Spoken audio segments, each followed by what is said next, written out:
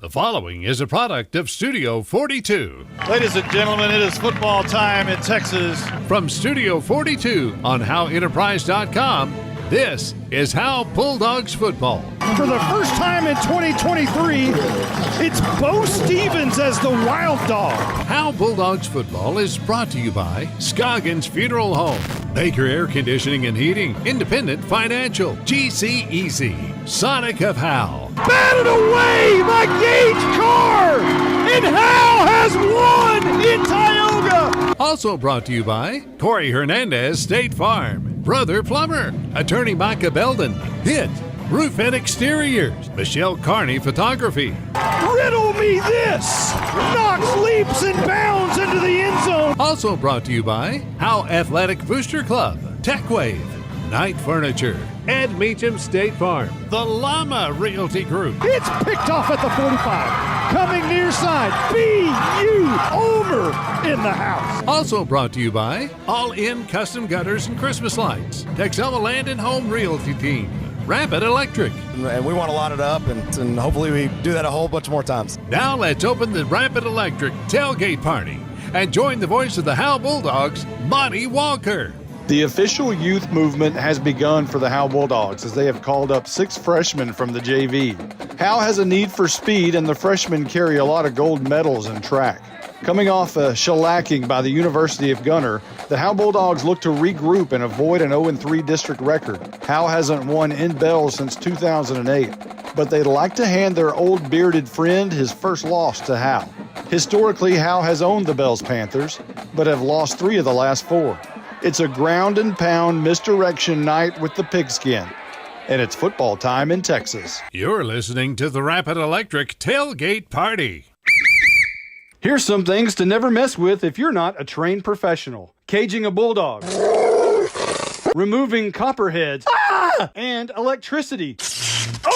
Don't get shocked. Call Rapid Electric. Rapid Electric is here for all your electrical needs. Just like you wouldn't try to become a pro boxer or president. Not a joke. You need a pro to keep your electricity humming. Don't get shocked. Rapid Electric serves the Grayson County area. Call them at 903-421-8100. I'm attorney Micah Belden, an old-school black and white Howe Bulldog. In criminal defense, you need someone who fights like a bulldog. Call me now if you've been investigated, arrested, or charged with a crime in North Texas. My number is 903-744-4252. We'll set up a free consultation. You will find out that I'm rough, tough, and I can't get enough. I'm board certified in criminal law by the Texas Board of Legal Specialization, Principal Office, Sherman, Texas. Visit my website at shermancriminallawyer.com.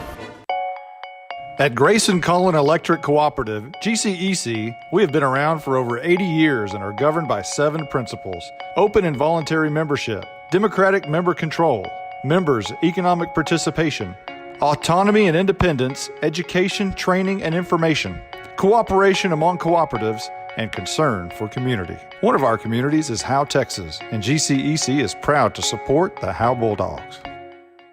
You might know that State Farm agent Corey Hernandez has great service. Corey is your good neighbor after all. But did you know State Farm has surprisingly great rates too? That's right. State Farm agent Corey Hernandez is here to help you select the right protection at the right price. Corey will make sure you understand your State Farm coverages so you'll know what to expect if the unexpected happens. Call State Farm agent Corey Hernandez at 903-893-8400 or visit insurancequotetexoma.com. When you want the real deal, like a good neighbor, State Farm is there.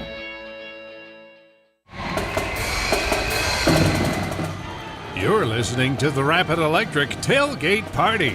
Let's join Monty Walker with the Scoggins Funeral Home Senior Spotlight. This week's Senior Spotlight is Cooper Jones. Now, you were healthy for really 1 quarter this year. How hard has this been on you? It sucked watching my team just try to excel without me. I wish I could be out there helping. When you came back, you played receiver, and that's a position you've excelled at since you were in youth league. Big catches over the years. Are you going to miss that? Oh, yeah, every day. I miss it already, and I've already tried to transition into basketball, and it's just hard thinking I could be out there still, like I said before. So you had a concussion in practice, and that ended your season. Walk us through what happened. So it was really just an accident. We were wearing the Guardian caps and everything, and me and Braden Ulmer were just going full speed at the same guy and went head-to-head, and he must have been going a little faster because I took the damage. So you're relegated to the sidelines now. How much of an adjustment is that? Oh, it's not that bad. I just sit there and talk to the teammates that are feeling down. I'm like, hey, man, you still got 2 quarters. You still got a whole quarter. You can pull this away. I mean, it's all up to you and your heart. So, who's your favorite teacher? It'd have to be Coach Forsyth. Why is that? He's funny. And he would probably be my favorite coach, too. Oh, that was my next question. Favorite coach? Coach Forsyth. It's all around. What's in store for Cooper Jones after high school? I plan on going to either Grayson or Texas Tech to go into nursing or physical therapy. Are you looking forward to basketball? Yes, every day I am. How good can that team be? That team can be state contenders, in my opinion. We have, on paper, we're supposed to be state contenders. We just got to bring out our heart, like football, same thing. Also a baseball player. What else are you involved with at Howe High School? I throw shot, and then I am thinking about going into 1-act, and I'm helping life skills aid in 4th period. So that's bells tonight. What do the Dogs have to do to come out on top?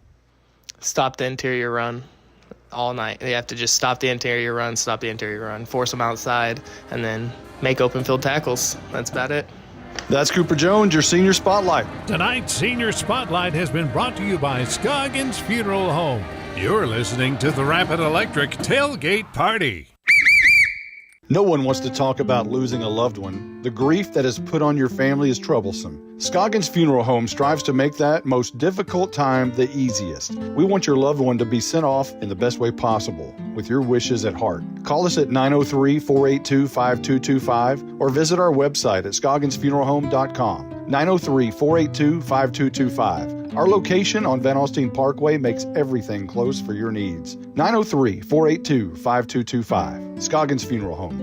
Who's your local plumber? Brother Plumber. It's good to know someone local and someone you can trust when your home or office drops the ball. Mainline break, 15 yards. Brother Plumber is plumb professional and serves not only Howe, but also all of Grayson County. And you can save yourself 10% if you mention Go Bulldogs. Visit us online at brotherplumber.com. We'd love to help. Brother Plumber is one call away at 469-968-4487. Visit us online at brotherplumber.com. Remember, Go Bulldogs. At Independent Financial, supporting our community is at the heart of what we do, which is why we are pleased to support the Howe Bulldogs. Investing in others and helping our neighbors thrive is what we do, and our friendly, knowledgeable banking team is rooting for you in your financial success. Whether you're saving for college, planning for your family's future, or working to grow your business, we'd love to help you accomplish your goals. Come see us at our location on South Denny or visit us at ifinancial.com. Go Bulldogs! We're cheering for a winning season. Member FDIC. Here's some things to never mess with if you're not a trained professional. Caging a bulldog. Removing copperheads. And electricity. Don't get shocked. Call Rapid Electric. Rapid Electric is here for all your electrical needs. Just like you wouldn't try to become a pro boxer or president. Not a joke. You need a pro to keep your electricity humming. Don't get shocked. Rapid Electric serves the Grayson County area. Call them at 903-421-8100. You're listening to the Rapid Electric Tailgate Party. Let's join Monty Walker with the Independent Financial Coach's Corner with Lance Bryan. All right, Coach. Gunner is flat out a machine. Not much really to say about last Friday night. I mean, they're a great team. They're doing that to a lot of people. They did it to, Bells the week before, and Bells is a top 10 team, and, they couldn't really stop them either. And, they're just really good right now, and they're in a special run, in that town right now, and they're really hard to stop. And they're the favorites to win it all again, and it's pretty obvious why. Over halfway through the season, lots of moving parts from what you thought you were going to have going into the season, and especially going into district play. Who perhaps is the biggest surprise thus far for you? There's been a lot of guys that have been a surprise. Dylan Patterson's been a guy that we've had to move around at various offensive line spots for different reasons as the years progress. Sometimes it was because of injuries, and sometimes it was to, get another kid on the field that's doing some good things in practice. And, we've moved him to starting center recently, and he's doing a really good job there. He's had a couple of, missed snaps, but, that's going to happen when you put a kid in there that, hadn't done it a whole lot. But overall, he's been a guy that, we can really depend on, week in, week out to really give everything he's got. And he's really come along way, and he's doing a really good job. And then, we brought up one of the freshmen last week. His name's Charles Furr. He's been doing a really good job on the JV for a long time. And, he came into the game and showed some flashes in the game. And so, his progression, as he was playing, we knew he was going to be a good player, but he definitely, got ready a lot earlier than we anticipated. And so those are two kids that have really kind of stuck out lately. Well, you talk about the two call-ups last week. Any more roster moves this week? There's going to be 6 total freshmen on varsity now, and so a couple receivers, another running back, a couple of linebackers, and it's actually another receiver as well.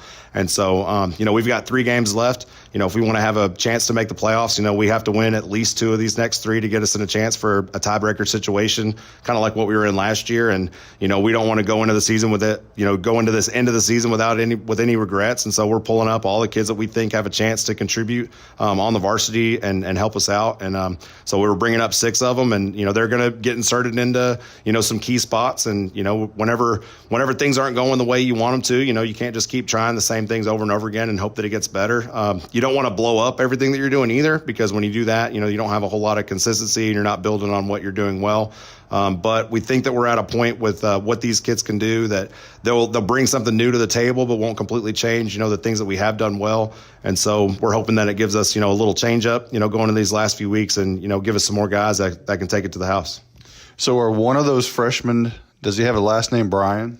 He does, actually. And so, he's done a great job. And I know coaches' kids, people feel like they get special treatment sometimes, but, he's been the JV running back all year. He runs against the varsity every day in practice, and he gets hit more than just about anybody else, except for maybe the JV O-line.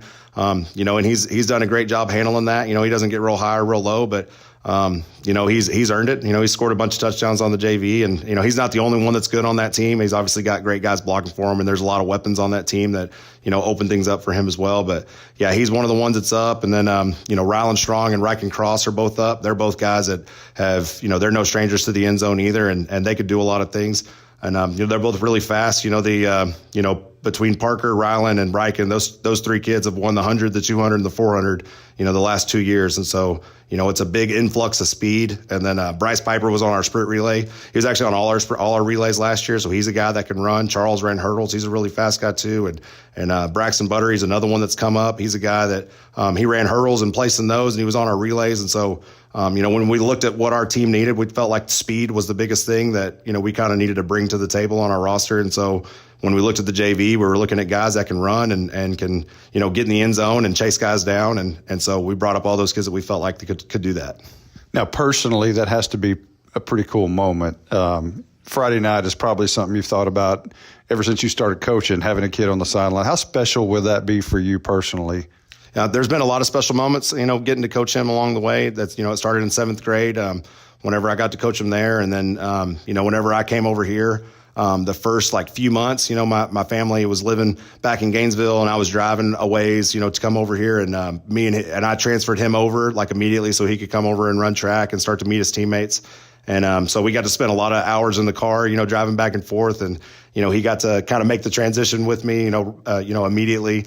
And he's handled it really, really well. He's a mature kid. He knows what Dad does for a living, and he knows all the stuff that comes with that. And there's a lot of good, and there's a lot of opportunities for us to spend a lot of time together. And it's definitely fun having him on the team. But we talk a lot. Whenever we're at practice, I'm coach, and he calls me coach. But as soon as practice is over, he calls me Dad again.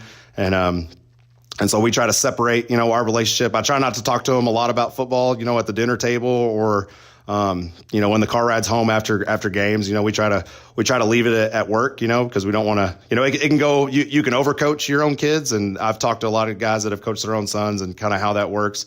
And I've tried to do that with him, and I think he appreciates it. But I think we're both having, a good time being together a lot. And, he's really trying to make sure, because we talked a lot. It's like, hey, if you're going to be my kid, if you're going to touch the ball, you better earn it, because if you don't, there's going to be a lot of people upset. So I think he runs with a little extra chip on his shoulder, because he knows, people are going to question why he gets the ball sometimes. And so he's going to have to make sure he does something with it. And, thankfully, and for him and me both, he's done a good job. And so I'm proud of him. He's a really good kid, and, he's doing a good job.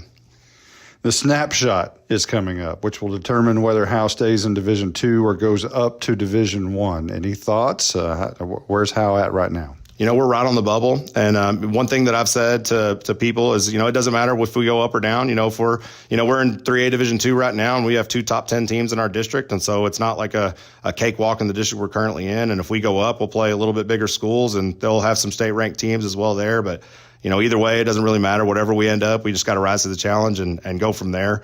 This stuff that I can't control. I can't control how many kids go to our school, or where the UIL puts the number, or what district they put us in. I don't have any control over that, and neither do our kids. And so wherever we end up, is wherever we end up. And then, we just got to go to battle wherever that is. We'll be back in 30 seconds. At Independent Financial, supporting our community is at the heart of what we do, which is why we are pleased to support the Howe Bulldogs. Investing in others and helping our neighbors thrive is what we do, and our friendly, knowledgeable banking team is rooting for you in your financial success. Whether you're saving for college, planning for your family's future, or working to grow your business, we'd love to help you accomplish your goals. Come see us at our location on South Denny, or visit us at ifinancial.com. Go Bulldogs! We're cheering for a winning season. Member FDIC. Coach, you put on the road whites again. You call it a business trip. Walk us through the schedule of a road game. Luckily our away games this year, aren't very far away. And so, we get out of school, at 3, or we get up to 8th grade at about 2:30, and then our kids come down, and, there's kind of some downtime where the kids are just kind of getting ready, and, they're listening to music, just kind of getting their minds right. And then, we start packing our bags, and, we do a short drive over. We usually walk the field. We get there a little early. We get there maybe a little bit before 5 o'clock, because there's taping, and we do some team meetings and, last minute reminders.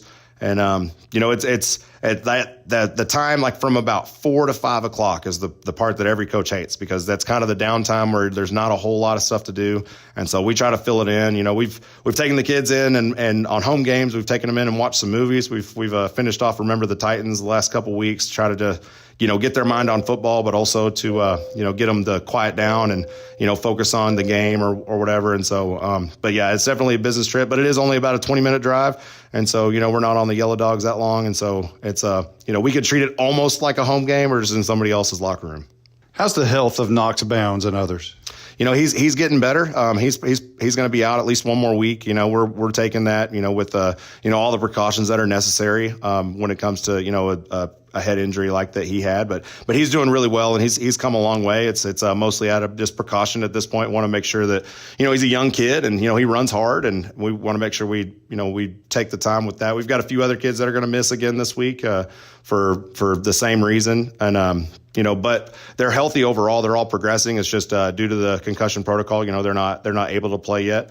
And that's probably a good thing too. The health of them is, more important than, a single football game. But obviously we would be happy to have them on the field. Don't get me wrong. But, they're progressing. But overall, our team health is pretty good at this point in the season. Nobody's 100%, by week 7, 8. Everybody's, if you're at 80%, then that's 100% at this point. That's like, if you don't have any like nicks and bruises and some soreness, it probably means you haven't been playing a whole lot. So everybody that's been playing a lot, like they feel, the course of the season. But that's what makes football players warriors. Some of that is, you those little aches and bruises, you just ignore them. And, Saturday morning you wake up and there they are. And, you kind of nurse them over the weekend, and then you go right back and do it again. And, that's part of the football players' creed is, they want to be out there. And, I think it was Coach Parcells said a long time ago, like the greatest, ability is availability. And, that basically means like, hey, if you're healthy, let's go. And if you're not, then, there's a difference between being hurt and injured. And, like some kids are hurt, like they got a bruise, they're stiff, they're sore. And, we definitely have a lot of guys that are like that, but they're still out there giving everything they got. And, there's some guys that have some injuries, and, that's different. You need to miss time when you have those. But, overall, at this point in the season, like we're pretty okay injury wise. Bells head coach Dale West is no stranger to Howe Bulldogs fans. Everyone knows his slot T, and yet it's so hard to stop. What's the key to stopping that slot T? one of the things that they do is, obviously they're going to run the ball 97% of the time. If they throw more than 5 passes, then that would be a huge surprise. And so, but what they do is, they run the ball down the middle. So if you don't load up the box, in between, their 2 tight ends, then they're going to gash you up the middle, but then they're going to run jets and outside runs. And if you don't shore up the outside, they're going to hurt you there too. And so, we have a plan in mind for some things to do. There's a lot of assignment football when it comes to playing a team like this, because the quarterback in these kinds of offense, a lot of times it's called the dealer, because they're reversing out, they're faking handoffs, and it's almost like a triple option, but just under the gun. And they're really good at it. They've been in that offense for several years now. They're running it top to bottom. And Dale's done it a long time and has been very successful at it for obvious reasons. He ran it here and it worked here too. But, it's a tough offense to stop because, for a lot of ways, it's like a changeup. A lot of teams aren't doing it. There's more teams doing it at 3A and 2A level than maybe at the bigger schools. But, they're going to come right at you, and they've got some big bodies up front. They've got a big fullback that, runs with his head forward and churns his legs, and, they're a good team. And they've been ranked in the top 10 pretty much the whole year. I think Gunner might have knocked them out, but I don't see them staying out of the top 10 very long. And, they've been going 3 rounds deep multiple years in a row. And so, pretty obvious that that's a hard offense to stop. Great players make a great offense and vice versa. And, they have a great offense. He's a great offensive mind, and he's got good players to run it too. And you put those things together and, it's a hard team to stop. Well, with the way you love to run the ball, and we know what Bells does, we just talked about that, this game could be over very quickly. We've definitely established the fact that we're going to try to run the ball and control the ground. And, we do have some new kids up on varsity, and some of those kids are playing receiver. And so we might do some things a little bit differently, just, different personnel, going forward. But, I think in order to win football games at any level, you have to be able to run the ball.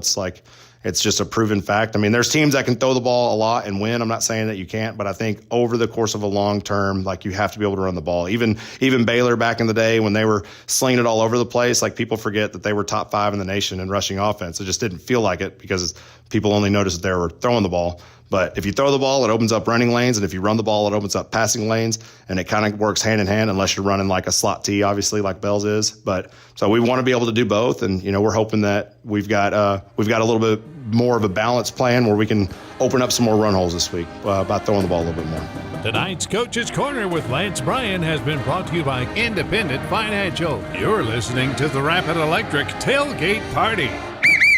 Real estate is the key to building long-term wealth. Hi, I'm Dana Thornhill, a local Keller Williams realtor. If you're thinking about buying or selling a home, I can help you. Call the Llama Realty Group. Call 903-821-6890 and ask us about our complimentary services. Opportunities in North Texas are growing quickly, and the Llama Realty Group can help you with all your real estate needs. Just like here at the stadium, execution is the name of the game. The Llama Realty Group gets the job done. Call 903-821-6890 today. Each Keller Williams office is independently owned and operated. This is more than a bundle. This is way more than a combo deal. It's your sanctuary, your home field. It's where everything happens. This is your home, your car, your memories. And you want to be sure they're protected with home and auto insurance. As your State Farm agent, I get it. That's why I'm here to help life go right. My name is Ed Meacham, and I'm your Howe State Farm agent. Give me a call at 903-892-3923 or on the web at mredinsurance.com. Got hail? Get hit. Help your home and your community at the same time. Hit Roof and Exteriors has been on the job locally since 2012. Hail damage, wind damage, roof leaks, exterior paint and siding, replace it or repair it, we've got you covered. Hit Roof and Exteriors has been building solid roofs all across North Texas for over 11 years. We will work with your insurance company or your budget to get your home happy again. For a free estimate or inspection, call 972-977-1523. Hit Roof and Exteriors. Got hail? Get hit. Here's some things to never mess with if you're not a trained professional. Caging a bulldog. Removing copperheads. And electricity. Don't get shocked. Call Rapid Electric. Rapid Electric is here for all your electrical needs. Just like you wouldn't try to become a pro boxer or president. Not a joke. You need a pro to keep your electricity humming. Don't get shocked. Rapid Electric serves the Grayson County area. Call them at 903-421-8100. You're listening to the Rapid Electric Tailgate Party. Today's Howe Bulldogs Flux Capacitor is brought to you by Sonic of Howe. Now let's join Monty Walker with a time travel through Bulldogs history. The Howe Bulldogs are 9-4 overall on games played on October the 20th. The first game played was a 14-0 win over Pilot Point at Bulldog Stadium as Robert Wilson hit David Francis for 2 touchdown passes, and Howe remained the only undefeated team in district in 14B. In 1942, Howe beat the Denison B team 40-0 behind 4 touchdowns by Robert Miller. Howe won 27-6 at Tioga on this date in 1944 behind 2 touchdowns by Jack Holloway. In 1960, Howe beat Wiley 22-6 as Alton Norman scored all 3 of Howe's touchdowns. The following year, Howe lost for the first time on this date 41-0 at Leonard. In 1967, Howe beat Allen 28-16 with 3 touchdowns by Jimmy Watson. On this date in 1972, Howe lost to Van Alstyne 40-12 and lost in 1978 on this date 14-7 at Honey Grove. On October the 20th, 1989, Howe took control of the district with a 41-0 win over Pottsboro at Bulldog Stadium. In 1995, Howe won at Leonard 28-0 as Devin Mize scored 3 touchdowns. In 2000, Howe won for the last time over Van Alstyne with a 14-10 road win. And in 2006, Howe beat Tom Bean 27-0, and the last game played on this date was in 2017 as Van Alstyne defeated Howe 53-27. The Howe and Bells series dates back to the 1936 season where Howe won the initial meeting 19-6. Howe owns the overall record 35-11, but have lost the last 3 in a row in 4 of the last 5. The Bulldogs have outscored Bells 1,140-511. The Dogs gave up 47 points to the Panthers in 2020, which is the most Bells ever scored on Howe. The Dogs' high point total came in 1940 with 47 points scored.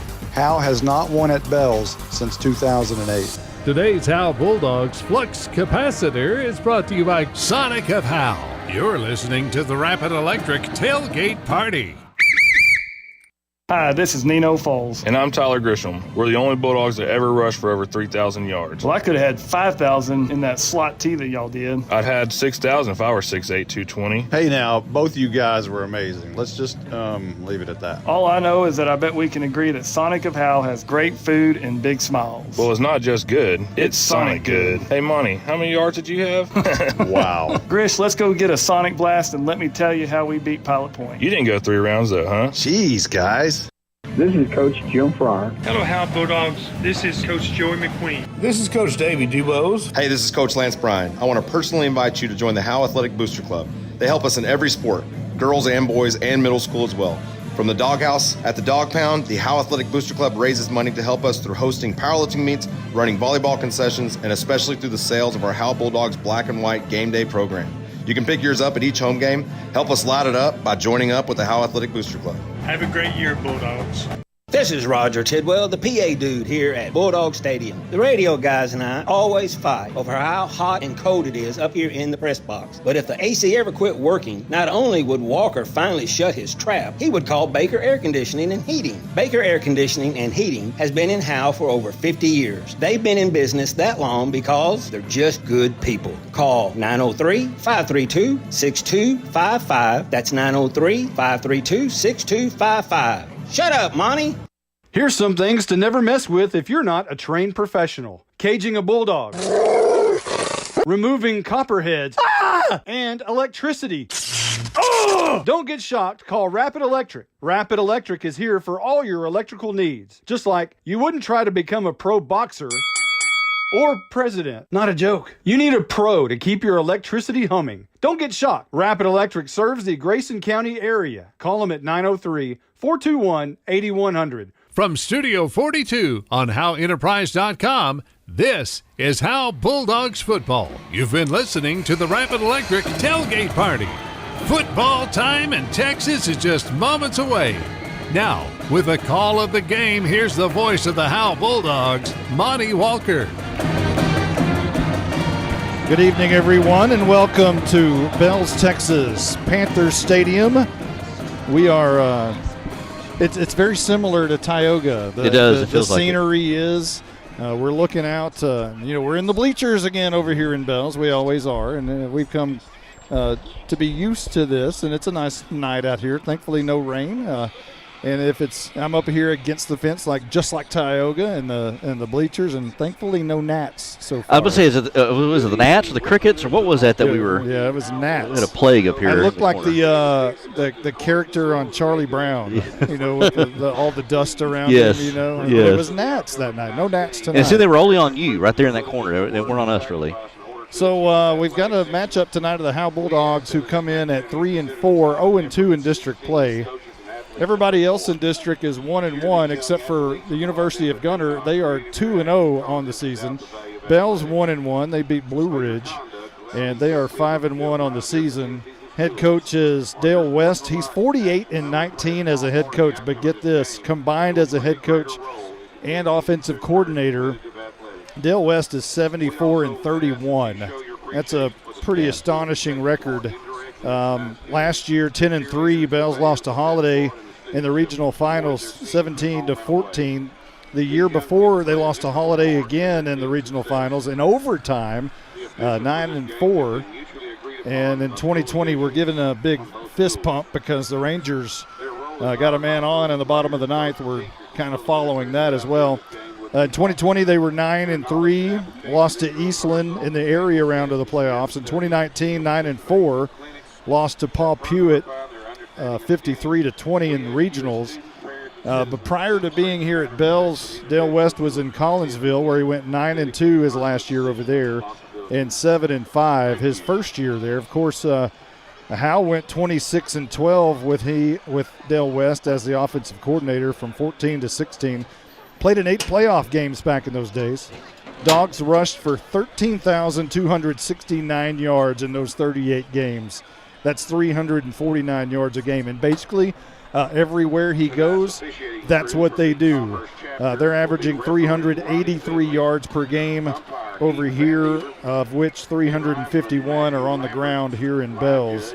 So Dale West has a long history of being successful, and he's got another good team this year, Justin White. Yeah, it's that offense he brings, and it's so hard to prepare for, with a lot of teams going into spread formations nowadays, 4 receivers wide. He comes in with 11 guys bunched up at the line of scrimmage, and if you're not ready for it, it can slice and dice you up, and he's been able to do that everywhere he goes, and he's been efficient at it. He's been very good wherever he coaches at. Jake, how many runners? We have got 2 on, and how many out? 0 outs. Nobody out. Okay. Out. Bottom of the ninth. Are we start calling this game? We might. I don't know if we get in trouble for calling a Major League Baseball game or not. I think that's illegal. I'm pretty sure it is. So we want to thank you for listening to the Rapid Electric tailgate party, kind of a Ranger game tailgate party here. Don't get shocked. Call them at 903-421-8100. You heard the Scoggins Funeral Home Senior Spotlight and the Independent Financial Coaches Show. We'll give you the hit roof and exterior starting lineups. Justin, you want to go over the Bells Panthers? Yeah, I'll start. You may start with them, or let's do that. Okay, with the offense. Sure. All right. We'll start on the offensive line. At left tackle is senior Jackson Kincaid. At left guard is senior Gabe Rogers. At the center is Brylan Monroe. He's a senior. And then right guard is Brock Rogers. He's also a senior. And then right tackle is Jason Boyd. They got 4 seniors on that offensive line, 1 junior. The tight end is Gavin Pettigo. He's a senior. At the slot back, Easton Helgren. It's not a slot receiver. No, it's a slot back. Very different. Yes, a slot back. Easton Helgren. He's a junior. 27 carries for 870 yards. 15.3 yards a rush. Running back is Bryson Thompson. He's a junior. 56 carries, 402 yards, and 5 touchdowns. At fullback is Hayden Allen. He's a senior. 65 carries, 521 yards, and 7 touchdowns. At the wingback is Case Robertson. He's a senior. And then at quarterback, leading the way as a sophomore, Easton Branham. He's got 21 carries for 67 yards, 5 completions, 13 attempts for 172 yards, 3 touchdowns, and 1 interception. That's the offensive line for the Bells Panthers. Their offensive coordinator is Colt Henderson. Simeon lined out to short, by the way. Wasn't able to double up the runner at second, which I think is Evan Carter. So 1 out, bottom of the ninth. The Rangers with 2 on in the ALCS. and Corey Seager at the plate. Let's go over the starting defense for the Howe Bulldogs. Let me know if something happens. Just break in if you have to.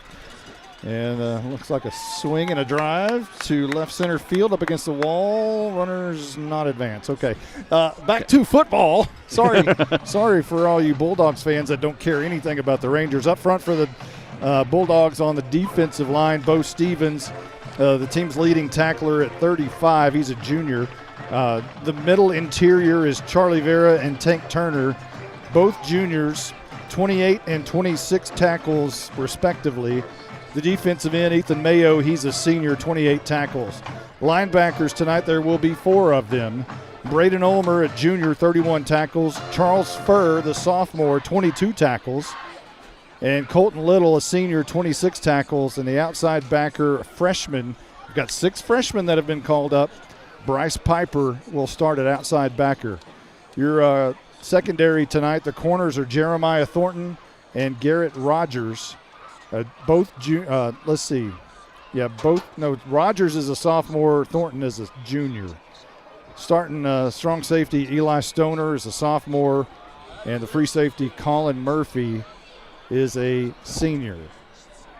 We'll go over the starting defense for the Bells Panthers, Justin. All right. Their defensive coordinator is Travis Roberson. Starting on the defensive line is defensive end Brock Rogers. He's a senior. Defensive tackle is Tiwa. You may have to help me. I'm Michael Moser here. Let's see. Let me take a look at it. Tackle. Shriterat. We're going to go with Shriterat. WWMD. What would Moser do? Tiwa Shriterat. Sophomore Caden King. You going to say something, Reswell? I was very interested in how you were. We kind of left you hanging there. Sophomore Caden King is a defensive tackle. Defensive end is Gabe Rogers. He's a senior. Outside linebacker is Bryson Wright. He's got 20 tackles on the season. He's a junior. Middle linebacker is Bryson Thompson. He's got 18 tackles. Other outside linebacker is Peyton Washburn. He's a junior with 13 tackles. In the secondary at cornerback is Caden Kelso with 10 tackles. He's a senior. At the other cornerback is Hayden Hargis. He's a senior. Free safety is Tucker Kreitz, a junior. And then strong safety is Easton Helgren. He's a junior with 19 tackles. Of course, you had to leave me with 2 outs, 2 strikes in the bottom of the ninth here to go over the offense, but I'll do that. Senior up front for the Howe Bulldogs, left tackle Luciano Vasquez. And the left guard, Michael Weimer. The center is Dylan Patterson. The right guard, Will Ingram, large marge. And the right tackle is Seth Goolsby. The wideouts tonight, Jeremiah Thornton. The quarterback, Colin Murphy. He's 22 out of 46 with 5 interceptions, 220 yards through the air. And the Astros have won. They take game 5, and they lead 3-2 in the series. Wide receiver. Now, there's some changes on offense. For the Rangers? Oh, no. I'm sorry. Thank you, Altuve, by the way. It's going to take a little bit to get over this one. Some changes on offense in this starting lineup, in your hit roof and exterior starting lineup. The freshman Ryland Strong will start at wideout in place of Bo Stevens. Also at the slot receiver position, Bryce Piper will start. He's a freshman. And freshman Ryken Cross will start at the other slot where Garrett Rogers has been virtually the entire season. Knox Bounds still out with the concussion. He will not play tonight. Really not experiencing the concussion symptoms anymore. It's more precautionary. Mm-hmm. And then, toting the note tonight, so to speak, will be Braden Ulmer. He'll finally get his chance to be the lead back. And I think the Howe Bulldogs will be very happy with the results that they get from the effort, at least, if nothing else, from Braden B.U. Ulmer. Ulmer has rushed 26 times for 149 yards and 3 touchdowns. He's also caught 14 balls for 138 yards. So that is your hit, roof, and exterior starting lineup for the Howe Bulldogs. I want to thank you tonight for joining us. we've got the Michelle Carney Photography opponent overview. Justin White, do you want to tackle the Bells Panthers? Well, they come in, as we said, we're running that slot T offense. It's an offense that a lot of teams don't see, and it's so hard to prepare for in just a week's time. And a lot of it is because it's hard. There's a lot of misdirections. There's a lot of inside handoffs, outside handoff sweeps. It's not easy to call. It's not. It's hard to figure out who's got the ball. That's as equally as hard as trying to figure that out. And I think too, what goes underestimated is about Bells is their defense. If you're going to run this type of offense, you've got to have a good defense. You can't afford to get into any kind of a shootout. So Bells comes in with a really good defense as well. And so I think as far as what they're going to try to do is try to get them in third and long situations. That's what you want to try to do first, and then also play assignment football. Don't worry about trying to make somebody else's play. You got the quarterback, you got the fullback, you got the slot back, and just play assignment football and try to tackle well. It's fundamentally sound as well. You talked about Bell's defense. The DC over here is Travis Robertson. He came from Melissa. So, a good situation for Bells, loading it up on both sides, so to speak. And that is your Michelle Carney Photography opponent overview, your Ed Meacham State Farm Howe Bulldogs overview. You're talking about Bell's team that rarely throws the football. They only average 32.5 yards per game through the air. If you flip it over and look at the Howe Bulldogs, they average 34.4 yards per game through the air. So not a whole lot of difference there with both offenses, even though you don't think of Bells, you don't think of Howe, rather, as a team that's not really too unbalanced. They do run the ball and run the ball well, but they throw wideouts out there. It's not like they're lining up in the slot T. I did hear, however, that Howe is going to try to open it up more. They did bring the 6 freshmen up, and those aren't just regular old freshmen. I'll say, what's the scouting report on those guys? So one of them is a 100-meter champion, one of them is a 200-meter champion, and one of them is a 400-meter champion. So they're bringing up speed. Howe has a need for speed, and they're bringing it up off the JV. And they still, last night, the JV almost pulled it out. They ended up getting beat in the final minutes of the game, even without those speedsters that are now on varsity. Well, it had to be a need because we've heard Coach Bryan talk about that he doesn't really like bringing up the freshmen up from JV. He wants them to get acclimated to the program and football, and just only unless you need them. And in this case, I guess you need them. And he's bringing up some horses for sure. The Howe Bulldogs go through the tunnel. They'll be in white tops tonight, black bottoms, and black helmets. Typical road look for the Howe Bulldogs, while the Bells Panthers will be in their maroon tops, maroon bottoms with the gold helmet. Now, forever, Bells wore the maroon helmets with the block B. Everybody knows the block B. That's kind of their tradition and their logo, and they've stuck with it for at least 30 years and probably even more than that. But they walk slowly out of their tunnel in groups of about 5, each holding what appears to be some sort of a sign. But their gold helmets were brought in by Dale West, and you can definitely distinguish the eras of pre-Dale West and current Dale West with those gold helmets. That's something he initiated. And when he came over here, Bells was all air raid. They threw the ball almost every down. And when West was hired over here, the team didn't have so much of an adjustment to that style of play, but the fans, the parents, and the parents were irate after they started 0-2 that year. Their first win, Dale West's first win at Bells, was right here against the Howe Bulldogs. And since that night, the fans have been real happy. You go 3 rounds in the playoffs, and everybody is all of a sudden really happy. And we talked about it after one of those games about, it's going to take a little bit of time, but once it gets going, this thing's going to be hard to stop. That's what the Bulldogs are doing, or what Bells is doing right now. They've got a program going, a system going right now.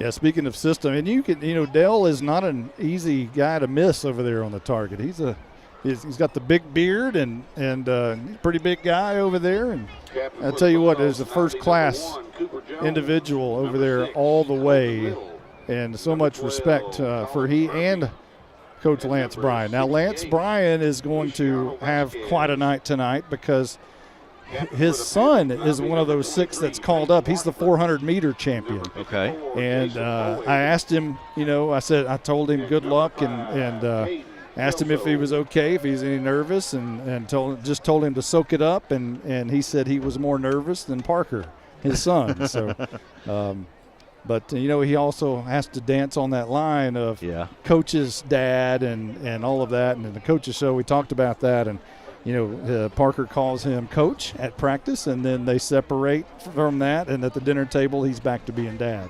And he tries not to talk football with him too much outside of just football, to try not to, overdo it and overcoach. Inundate him with just football. Yeah. So I think we're just about ready for the national anthem. Well, the coin toss is going on. No sight of our Night Furniture sideline reporter Caroline tonight. Her mic and her headphone receivers are over here by us, but perhaps maybe she's on her way. We need to give our prediction, so to speak, maybe on Game 6. Game 6. I think that was it for the Rangers, in my opinion. That was. I think we're ready for the national anthem. I did not get a look to see who won the coin toss. We'll have to check that out.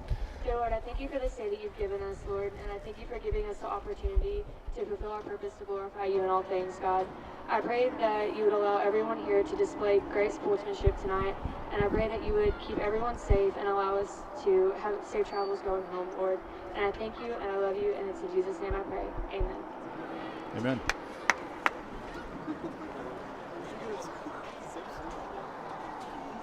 And I think we're ready for our national anthem. I believe it's going to be the Bells Panthers marching band doing the honors from over on the other side.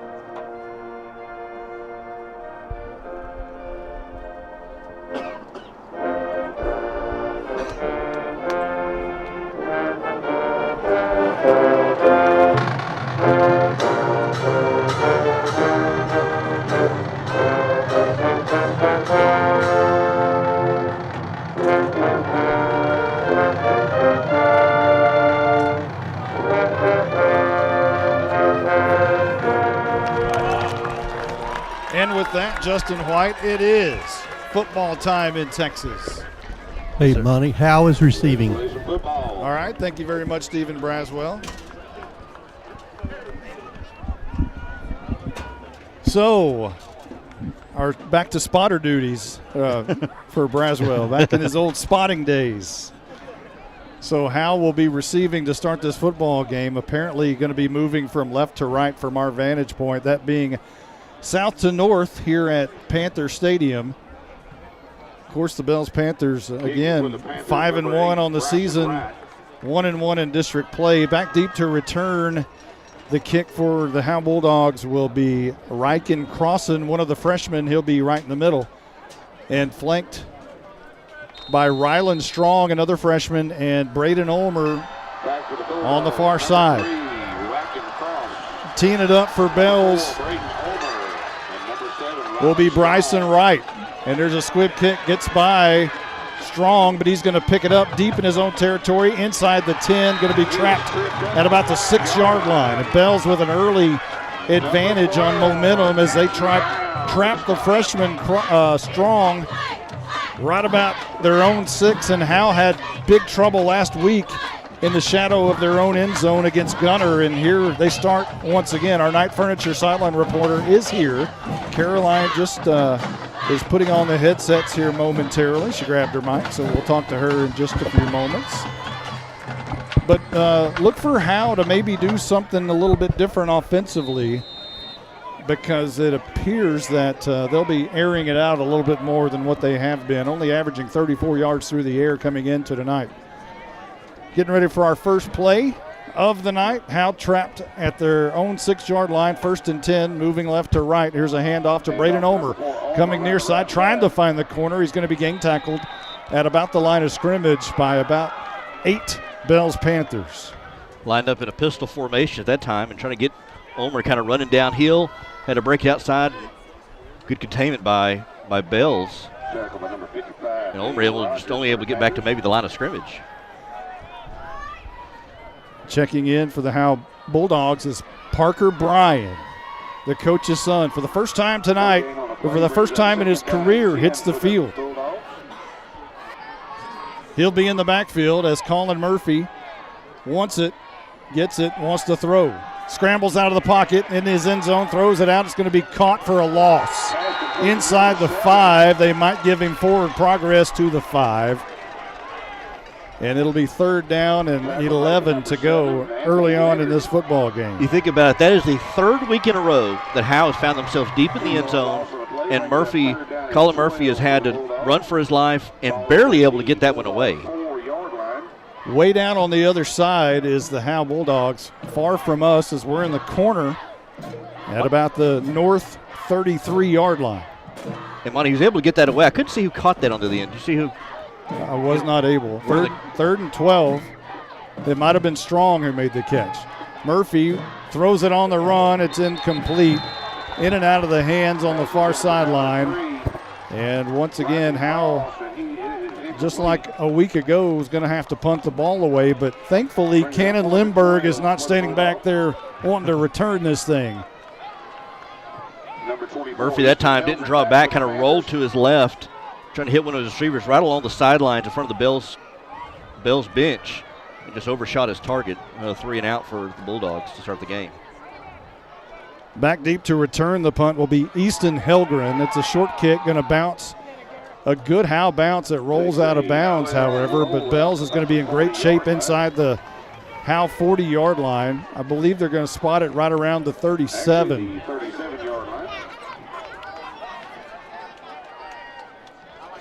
And the field position game is already turned towards the Bells Panthers, and it happened on the initial kickoff. Yeah. Not being able to field it cleanly. Howe's already on a knee out there on defense. Bells comes to the line of scrimmage straight from the sideline. Everybody bunched together. Branham, the quarterback, will hand off. And getting about 6-7 yards over left guard is Hayden Allen. Allen comes in 65 carries, 521 yards and 7 touchdowns, and he'll pick up a pretty good gainer of about 9 there on first down. You had 8 guys in the box, 8 men in the box for Howe. Just that inside handoff, the inside trap, and able to get 8 yards out of it. Here's a toss right side to Thompson, running behind the right tackle. He'll get the first down and march inside the 25-yard line. And Thompson, Bryce Thompson, the junior, on that sweep, he looks kind of a little more of a bigger back, a little bit more thick, wider shoulders. He was known as a really, really good linebacker coming into the season. He looks like a linebacker running the ball. But playing double duty, obviously, linebacker and tailback this season. No more Bakers in the backfield. Handoff. And that'll be Allen. And this time the Bulldogs do a great job on the left side of the defensive line to bring him down. Also there, the linebacker, Charles Furr. Yeah, you talk about no more Bakers, no more Wrangler Priests, none of those guys that seem like they were in school forever. Now they're all Prestons and Eastons. Yes. Offsides called against the Bulldogs. So what was a good play up front defensively by the Howe Bulldogs might be due to the fact that they were offsides. So that'll move the ball up forward to the 19-yard line. Trying to get an early jump. That's what you want to do on the defensive line, is you want to get an early jump, kind of get a pushback on that offensive line, but moved a little early. This is a handoff to the near side, trying to find the corner. Outside does. Strolling into the end zone, Easton Helgren for a 19-yard touchdown. And the Bells Panthers strike first blood with 9:09 left to go in the first quarter at Panther Stadium. You You'd think most of their runs with that slot T would be kind of on the inside between the tackles, but they are able to go on the outside. And number 24, Helgren, got a little bit of speed, the junior, able to get the outside and get in for the touchdown. The extra point by Bryson Wright is good. And Bells takes a 7-0 lead with 9:09 left to go in the first. We'll be right back right after this. You might know that State Farm agent Corey Hernandez has great service. Corey is your good neighbor after all. But did you know State Farm has surprisingly great rates too? That's right. State Farm agent Corey Hernandez is here to help you select the right protection at the right price. Corey will make sure you understand your State Farm coverages so you'll know what to expect if the unexpected happens. Call State Farm agent Corey Hernandez at 903-893-8400 or visit insurancequotetexoma.com. When you want the real deal, like a good neighbor, State Farm is there. I'm attorney Micah Belden. Call me now if you've been investigated, arrested, or charged with a crime in North Texas. My number is 903-744-4252. We'll set up a free consultation.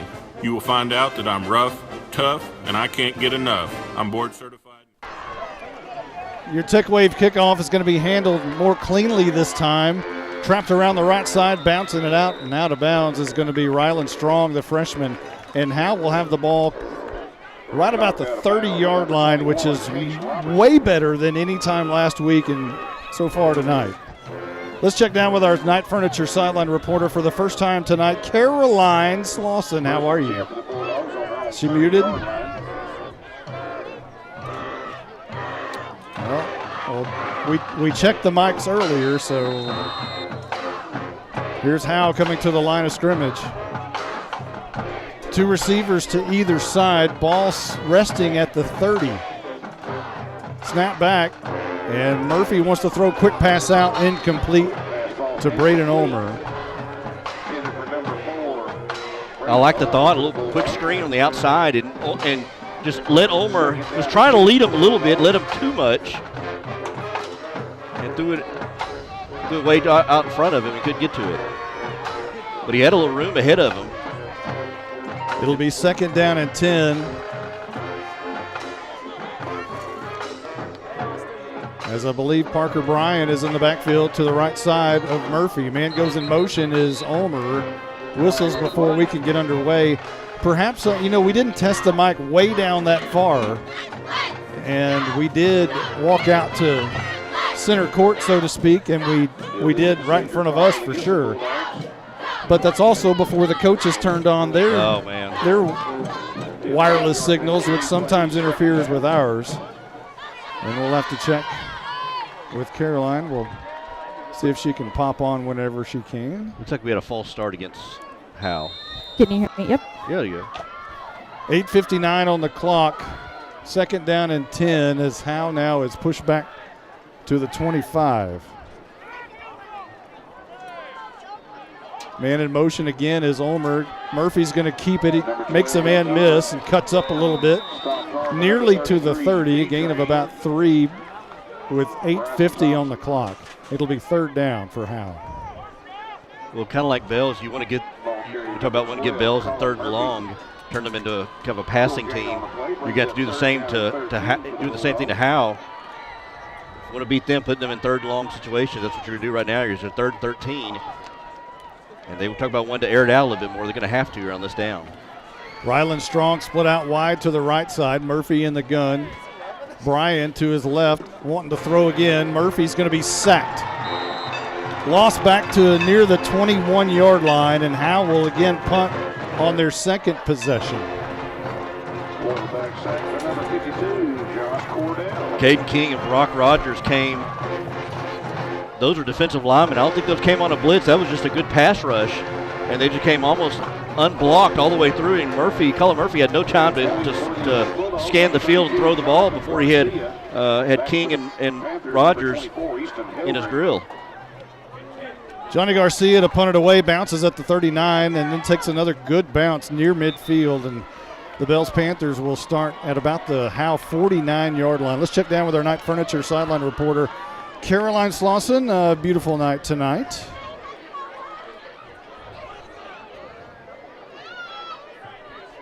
And I don't know why I heard a laugh.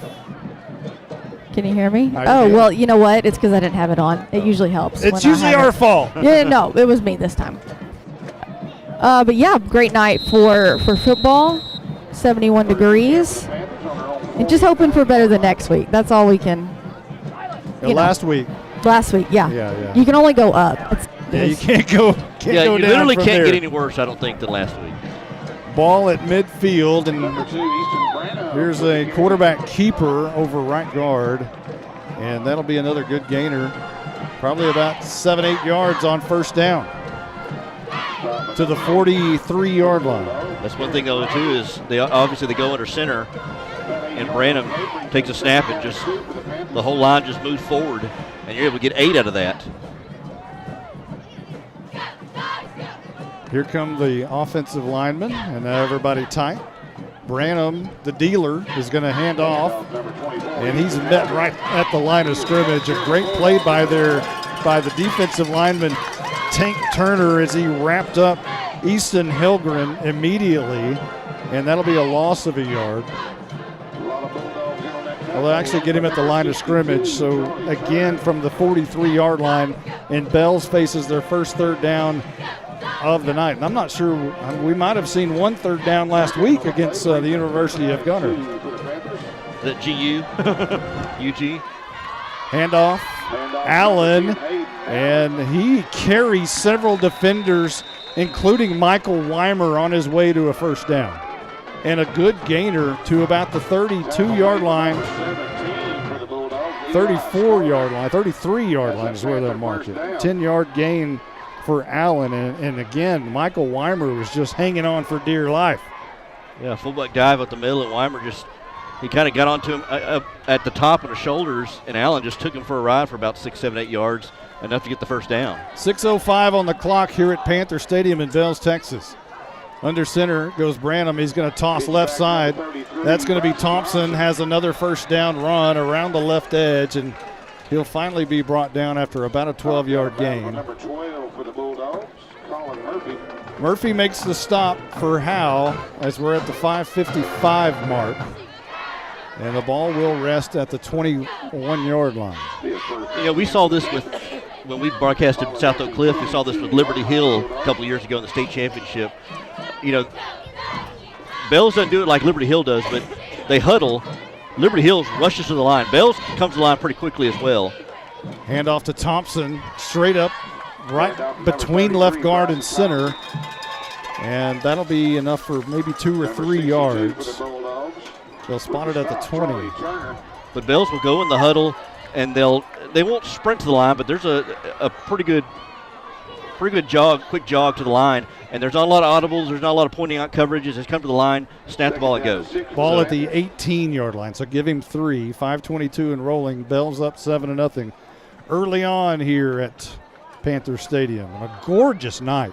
Absolutely gorgeous. Handoff to Allen. Splits through the defenders on his way for a touchdown. 18 yards for Allen. His first touchdown of the night. And it's his 8th of the season. Yeah, another inside handoff to Allen, and Allen is just a hard man to bring down. He's a tough runner. Runs very upright. Hard to bring down.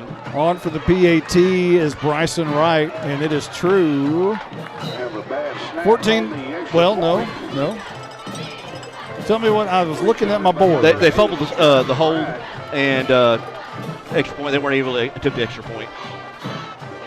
So it's 13-0. Yeah. The extra point, no good. Sorry about that. 4:26 on the clock in the first. We'll be right back right after this. At Grayson Cullen Electric Cooperative, GCEC, we have been around for over 80 years and are governed by 7 principles: open and voluntary membership, democratic member control, members' economic participation, autonomy and independence, education, training, and information, cooperation among cooperatives, and concern for community. One of our communities is Howe, Texas, and GCEC is proud to support the Howe Bulldogs.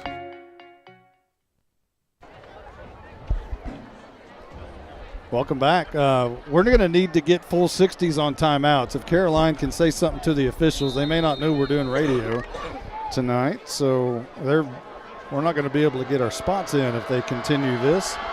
Getting ready for the Tech Wave kickoff. It's a little pooch kick, going to go to the middle of the field, taken by the up man. Coming to the middle is Garrett Rogers as he turned, and he actually started towards the Howe sideline, then turned and went back the other way towards midfield, and will finally be tackled at the 30-yard line. And Howe will start there. Your hit exterior scoring drive recap, we failed to do the first one. 3 plays, 63 yards for Bells. It took 1:12 off the clock and ended on a Helgren 19-yard touchdown to give them a 7-0 lead. Just moments ago, it was Allen on an 18-yard run. Took 3 minutes and 9 seconds off the clock, and it's 13-0. A handoff to Braden Ulmer, trying to find the left corner. Flag is down. Ulmer is down at about the line of scrimmage. Well, let's check the flag here. Ulmer had his right hand out, the stiff arm. I wonder if there's a face mask. Holding. It's going to be, whoa. Against the Bulldogs face mask. And you were talking about a face mask, and that's what it was. Yeah. Of course, I was thinking face mask against Bells. Oh, I thought I was about to call you Eagle Eyes over there. Yeah. Face mask against Ulmer. So a 15-yard penalty against Howe should back him up to about the 15-yard line. Well, Ulmer got pursued by two Bells players and just kind of kept carrying him with him, trying to get around the corner. I thought maybe they had got a hold of his face mask, but I guess it was him trying to stiff arm. It could have been a face mask by Ulmer. Yeah, I think it was by Ulmer. Maybe trying to do the stiff arm and got his hand caught in a face mask. So we'll replay first down from the 15-yard line now. Howe walks to the line of scrimmage, a very different pace than the Bells Panthers. Ulmer in the backfield, right behind Murphy in a pistol look. And this is a toss near side, pushed out of bounds is Reich Cross, showing off that speed as the freshman can really fly, but he couldn't turn the edge on what amounts to a little bitty shovel pass. It goes down as a pass for Colin Murphy, but it might have even, I'm going to call it no gain. I don't think he lost a yard, but he definitely got back to the line of scrimmage. And Panthers did a good job of stringing him out. They didn't over-pursue. They just kind of waited for him to turn that corner and then rudely pushed him out of bounds. Thornton split out wide left and Strong split out wide right. Murphy wants to throw. Now he's going to tuck it. Now he's going to be sacked. Back around his 5-yard line, he did not have time to do anything as he put the ball down at his hip like he was going to bring it up and throw, and when he did, he was down. I mean, the pass rush there on that one, it was just almost like there was, the blocking was non-existent. I almost thought there was going to be an offsides call, but no call on that one, and a sack. And the Bulldogs find themselves again backed up deep in their own territory. They'll spot it at the 6, I believe, and it'll bring up a 3rd down and 27. And Howe started this drive at their own 30. Backed up to the shadows again. And here's Braden Ulmer over right tackle, bouncing it out of a couple of people, running over a defender. A nice hard run and hit down hard at the end, and he gets up with a little Adolis Garcia look to him. But he does get Howe out of the shadows of their own end zone, at least to punt this ball away for Garcia with 2:37 on the clock. Yeah, that was an exciting, what? About a 10-yard run. Maybe 9 or 10. And he had to work for that too. Made up for the 10-yard loss on the sack. They'll spot it at the 16-yard line. Garcia will stand at his own 4, awaiting the snap. High snap. He goes up for it, runs, and kicks an end-over-end kick that's going to take one big hop, and now it's going to be taken on the run. Look out here, the punt return team again. This is Easton Helgren down the sideline. Breaks another tackle on his way for a touchdown. 42 yards on a punt return for Bells, and that's the 5th punt return for a touchdown in 2 weeks. I lost count after last week. Last week there were so many of them. And it was some poor tackling by the Bulldogs as well. Helgren got that on the run, and then broke about 2 or 3 tackles, some sloppy tackles by Howe. And able to get to the end zone. Got some good blocks downfield. And it looks like Bell's going to try to get those 2 points back that they lost. They will go for 2. 19-0 it sits currently. Under center, Branham is going to hand off to the first man through, and there is your 2-point conversion. 21-0, Bell's in the lead. 2:23 left to go in the first. We'll be right back.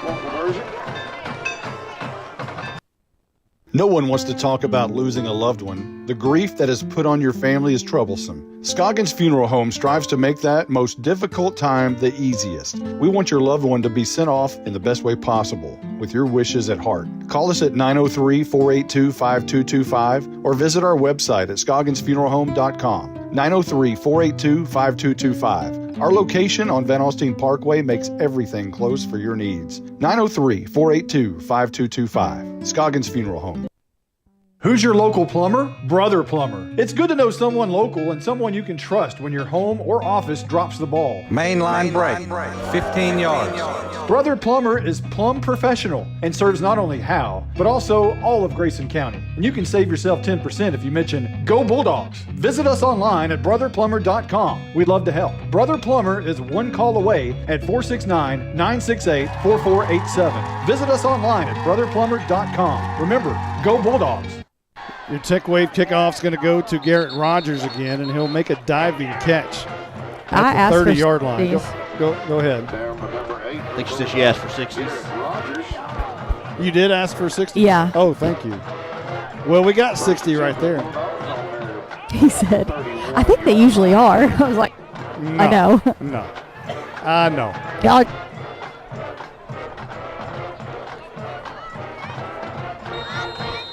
So Howe will start at their own 30-yard line, moving left to right here in the first quarter, trailing Bells 21-0.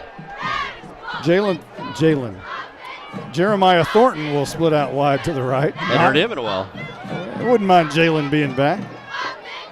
And Murphy's going to keep it up the middle and get some positive yardage. About a 4-yard gain by Murphy on first down. And that's good news when you move the sticks forward. Yeah, this may be one of those games, at least for right now.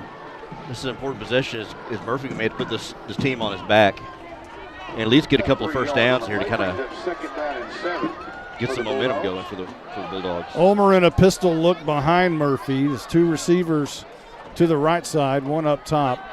Ryland Strong split out wide near side. Ulmer gets the carry, and he's met immediately, maybe behind the line of scrimmage, and maybe a loss of a yard or 2 or 3. Man, Bell's defensive line is just, I mean, they're whipping the offensive line right now for Howe.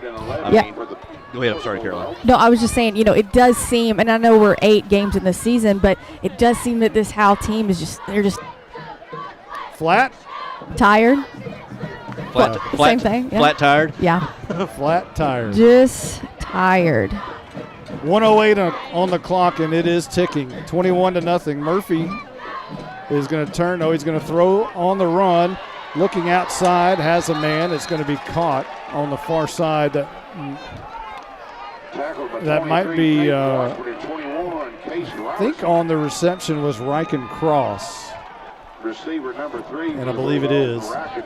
And again, it'll be punt time for Howe, as they have punted each time. I know they've brought several up from JV. He's not sitting down, doesn't have his helmet off or anything, but Bo Stevens, whatever is bothering him is really bothering him. He's been just slow to get up after most plays. So he's over here hanging with Ricky. Like I said, he's not sit down, no helmets off, but just something to look out for. Johnny Garcia to bang this one away. He'll run to the football and punt it. It's going to go back into the arms of Helgren. Look out. Took it from his own 42-yard line. Down the right sideline. Still going. Still on his feet. Now finally tackled at the 26-yard line. So again, the Panthers will have outstanding field position, and that is the end of the first quarter. Bills wins that one 21-0. We'll be back in a moment for the second quarter. At Independent Financial, supporting our community is at the heart of what we do, which is why we are pleased to support the Howe Bulldogs. Investing in others and helping our neighbors thrive is what we do, and our friendly, knowledgeable banking team is rooting for you in your financial success. Whether you're saving for college, planning for your family's future, or working to grow your business, we'd love to help you accomplish your goals. Come see us at our location on South Denny or visit us at ifinancial.com. Go Bulldogs! We're cheering for a winning season. Member FDIC. Real estate is the key to building long-term wealth. Hi, I'm Dana Thornhill, a local Keller Williams realtor. If you're thinking about buying or selling a home, I can help you. Call the Llama Realty Group. Call 903-821-6890 and ask us about our complimentary services. Opportunities in North Texas are growing quickly, and the Llama Realty Group can help you with all your real estate needs. Just like here at the stadium, execution is the name of the game. The Llama Realty Group gets the job done. Call 903-821-6890 today. Each Keller Williams office is independently owned and operated. Well, we're in the second quarter as they flip sides. Bells will now be traveling left to right as we're going to have a much better view as they're down on this side of the end zone now. On the north side of the field, handoff up the middle. And I believe that's Allen on the carry. He'll gain 4 or 3 to the 22-yard line.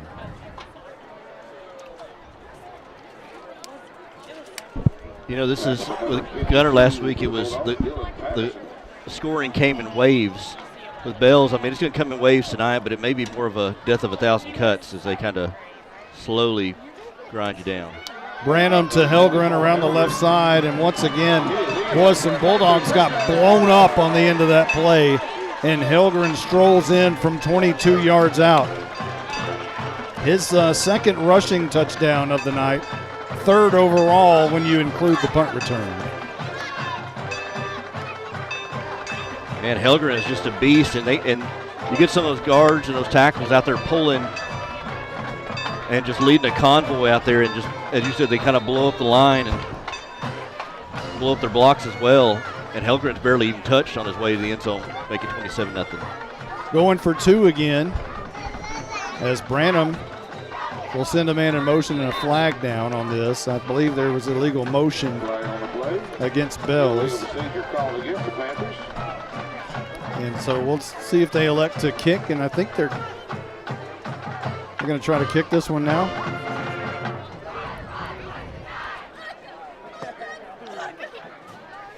A little bit longer extra point now. So your hit roof and exterior scoring drive recap. 2 plays, 26 yards, took 38 seconds off the clock.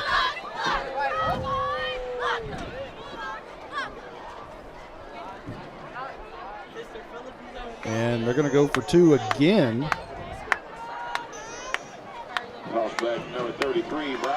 And this will be Bryson Thompson strolling into the end zone for the 2-point conversion. And it's 29-0. Bells leading here in Bells. 11:22 on the clock in the second. We'll be right back. This is more than a bundle. This is way more than a combo deal. It's your sanctuary, your home field. It's where everything happens. This is your home, your car, your memories. And you want to be sure they're protected with home and auto insurance. As your State Farm agent, I get it. That's why I'm here to help life go right. My name is Ed Meacham, and I'm your Howe State Farm agent. Give me a call at 903-892-3923 or on the web at mredinsurance.com. Got hail? Get hit. Help your home and your community at the same time. Hit Roof and Exteriors has been on the job locally since 2012. Hail damage, wind damage, roof leaks, exterior paint and siding, replace it or repair it, we've got you covered. Hit Roof and Exteriors has been building solid roofs all across North Texas for over 11 years. We will work with your insurance company or your budget to get your home happy again. For a free estimate or inspection, call 972-977-1523. Hit Roof and Exteriors. Got hail? Get hit. 29-0. Bells in the lead over Howe with 11:22 left to go in the second. Your TechWave kickoff is coming up. We'll be traveling in the air from south to north. Ball is in the air, going to be taken by a deep man, which I think is Braden Ulmer in the middle of the field, trying to find the right corner now. Jumps out that side. Stiff arms the defender down and goes out of bounds and takes a hit near his legs, near the out-of-bounds marker. I hope that young man is okay, and he is.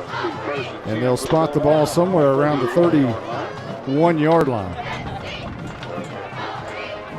Takes a lot to bring down BU.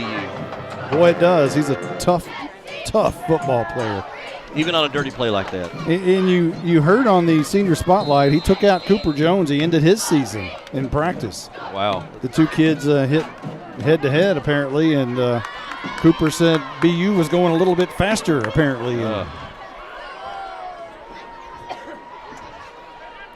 Murphy in the gun, and he'll give it to Parker Bryant. First carry of his career coming left. That's going to be stopped after a gain of 2. Or 1, rather. They'll spot it at the 32. Right. Got the handoff, went to the outside, and tried to shake a couple of players, and they stood right there in their lanes, and Brian able to fall forward for at least a couple of yards. So his first carry gets him, well, maybe 1 yard. Stays in the backfield here, this time to the left of Colin Murphy. 2 receivers on the far side, 1 down here at the bottom. Snap back, and Murphy rolls out to the right side. He's going to keep it. Shakes a defender and finally brought down. Not enough for a first down, just shy of the 40.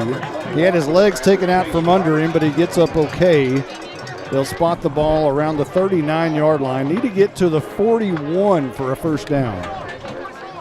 Felt pressure from his left, so ran to his right, and there was some open field in front of him. So 3rd down and 2, you get a chance to maybe get your first down of the night. Bryce Piper checks into the game, another freshman.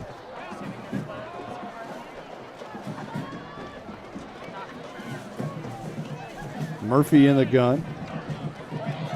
And he fakes it to Parker. And this time Murphy's on the run. He's off and rolling to the 20, to the 15, down at the 9-yard line. A great run by the Murph as he was sniffing the Murphy zone. They bit big. The Bills defense bit big on the handoff, and Murphy kept it and just went right up the middle as the C's parted right in the middle of the field. And good job by Murphy to carry out that fake and then put on the burners where he's finally taken down inside the 10-yard line. 52-yard run by Murphy, one of the longest on the season for the Howe Bulldogs. 9:12 on the clock. Howe sniffing the end zone now. Ball at the 7-yard line. For confidence purposes, you got to get this ball in the end zone. And Howe's going to be called for a penalty, I believe. And they are. One step forward. Oh, a timeout. Timeout. Okay. Let's. I guess let's get our spots in. We'll be right back right after this. Hi, this is Nino Foles. And I'm Tyler Grisham. We're the only Bulldogs that ever rushed for over 3,000 yards. Well, I could have had 5,000 in that slot T that y'all did. I'd had 6,000 if I were 6'8", 220. Hey, now, both you guys were amazing. Let's just leave it at that. All I know is that I bet we can agree that Sonic of Howe has great food and big smiles. Well, it's not just good. It's Sonic good. Hey, Monty, how many yards did you have? Wow. Grish, let's go get a Sonic Blast and let me tell you how we beat Pilot Point. You didn't go 3 rounds, though, huh? Jeez, guys. This is Roger Tidwell, the PA dude here at Bulldog Stadium. The radio guys and I always fight over how hot and cold it is up here in the press box. But if the AC ever quit working, not only would Walker finally shut his trap, he would call Baker Air Conditioning and Heating. Baker Air Conditioning and Heating has been in. 2 freshmen to the right side split out. Ulmer in the backfield with Murphy. And he gives to Ulmer, who's met at the line of scrimmage, scrambles out of that for a moment, drills forward for a few yards where most backs would have gone down immediately at the line of scrimmage, but somehow Ulmer gets a few yards out of that near the 5. Ulmer got pushed back, almost immediately. Really kind of looked right at his legs, and I kind of was able to, roll out of there, or just he was able to move his body to the left side, the left of the pile, and just keep going and keep moving those legs of his. They come back to the line of scrimmage. And Murphy wants it. And this time he's going to keep it around the left side. Stutter steps to the right, bounces into the Murphy zone. It's the first rushing touchdown of the year. It's the third rushing touchdown of the year for Colin Murphy. 8:09 on the clock, and Howe sniffs the end zone for the first time in a while. It almost looked like Colin Murphy that there were some issues between him and the running back on who was going to get the ball, and Murphy just took it and was able to sidestep a couple of guys and squeeze his way into the end zone. Johnny Garcia on for the PAT. It's on the ground. The kick is up, and the kick is good. 29-7. Howe's on the board with 8:09 left to go in the second. We'll be back after this timeout. This is Roger Tidwell, the PA dude here at Bulldog Stadium. The radio guys and I always fight over how hot and cold it is up here in the press box. But if the AC ever quit working, not only would Walker finally shut his trap, he would call Baker Air Conditioning and Heating. Baker Air Conditioning and Heating has been in Howe for over 50 years. They've been in business that long because they're just good people. Call 903-532-6255. That's 903-532-6255. Shut up, Monty. Here's some things to never mess with if you're not a trained professional. Caging a bulldog. Removing copperheads. And electricity.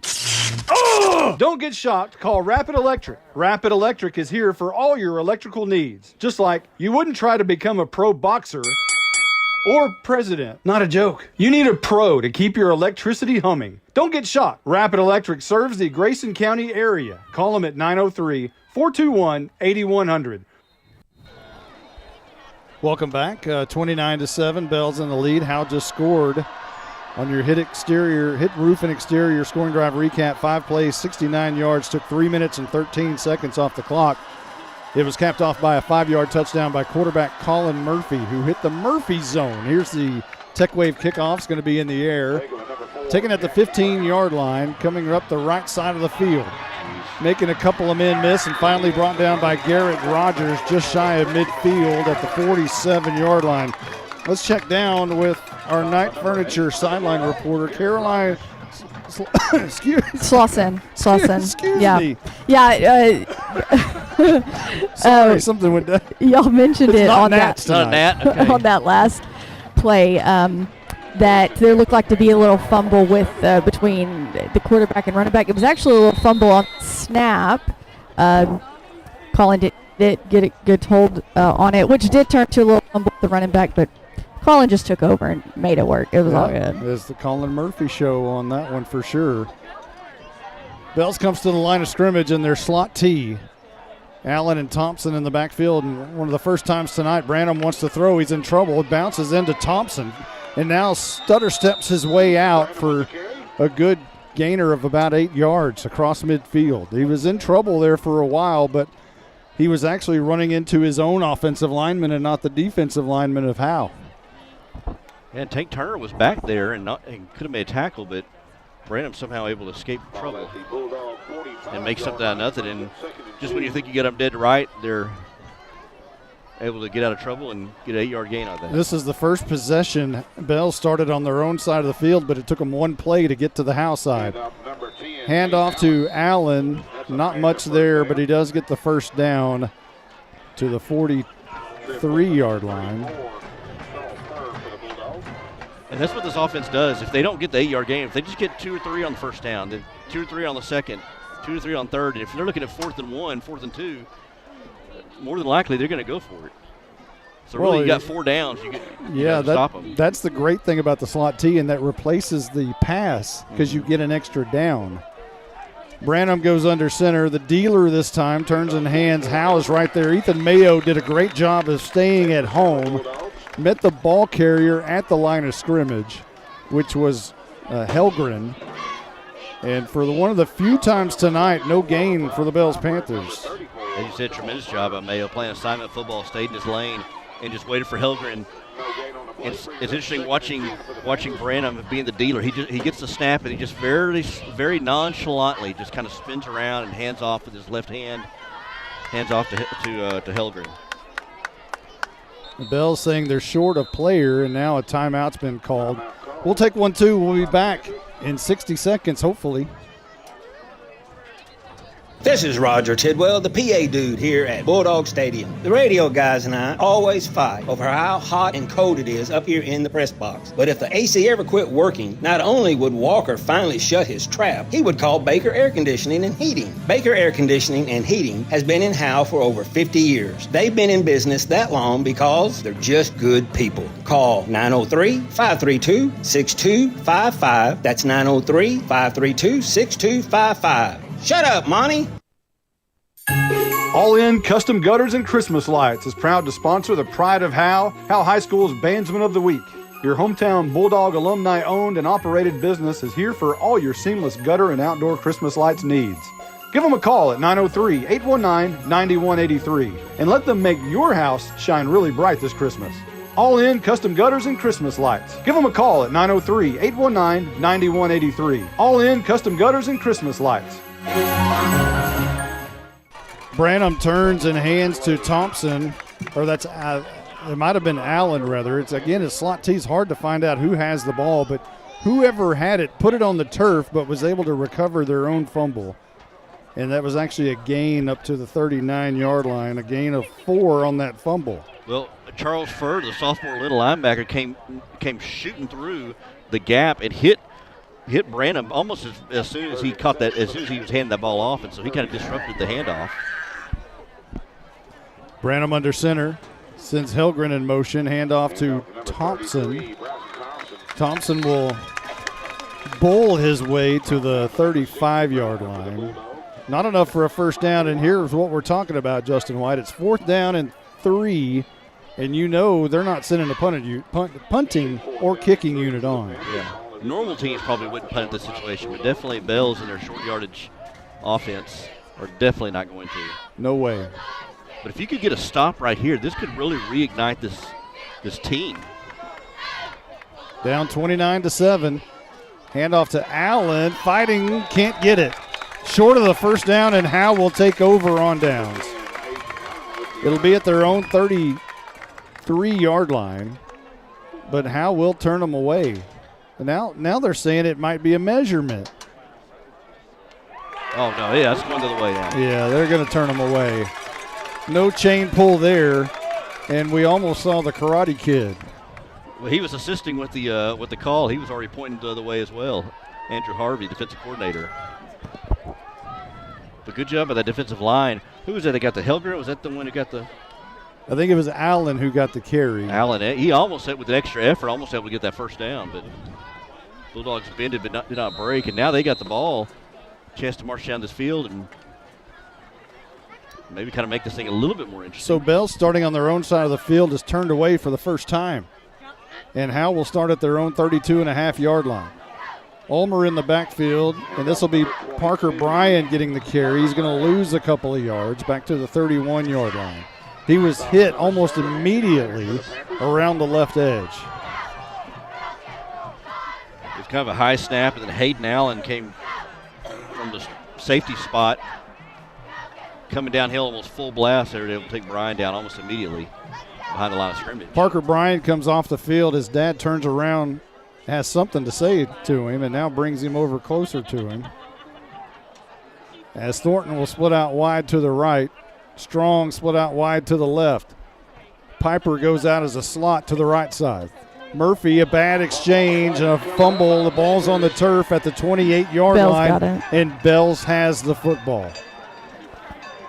This is a team you can't turn it over against, especially deep in your own territory, and they will take over. The Panthers will at their own, or at the Howe 29-yard line.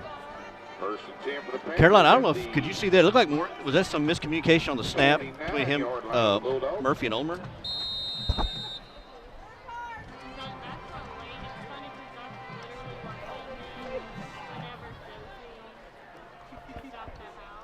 Branham will turn and hand to Allen, straight up the middle, a lot of running room, and he's gone. First play of the drive. 29-yard touchdown by Branham. Makes it 35-7, awaiting the PAT with 3:57 left to go in the second. Those quick handoffs, you get the handoff, and they're almost at the second level before you even know who has the ball. And that time Allen did, and by the time he could tell, he was 10 yards upfield. Again going for 2 as they continue that pattern.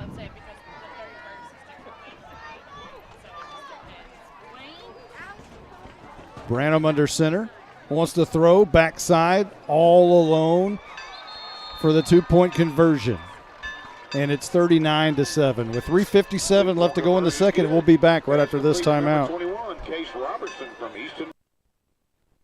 Buying and or selling your next home or property should be an enjoyable experience. At Texoma Land and Home Team, our commitment to the personal relationship of each transaction ensures communication you expect, while assuring that we'll be here the next time you need us. We're not a big box real estate company by design. This freedom allows us to be fully at your service. Texoma Land and Home Team, Renee Nichols Broker, 903-818-1645. Texoma Land and Home Team, for all your real estate needs, 903-818-1645.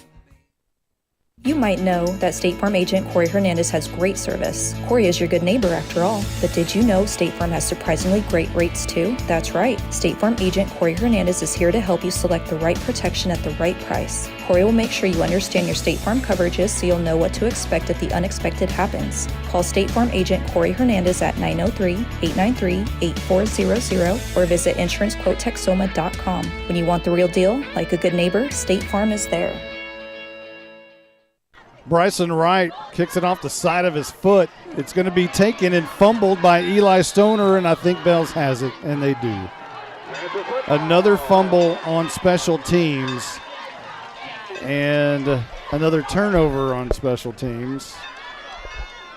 And that's really been a thorn in the Bulldogs' hip over the last couple of weeks is the special teams. Yeah. And Bells will have it at the Howe 45-yard line. Yeah, hit it right to Stoner, and Stoner had to adjust, trying to make the catch, and he had a Bills Panther coming right at him as he tried to adjust for that. And as soon as he hit it, Panthers were able to jump on it. Your scoring drive recap by Hit Roof and Exteriors we'll give right after this play. Branham, the dealer, handing once again. This one's going to be Helgren breaking out of tackles, headed to the house. 10-5, kiss him goodbye. One play, 45 yards. Easton Helgren.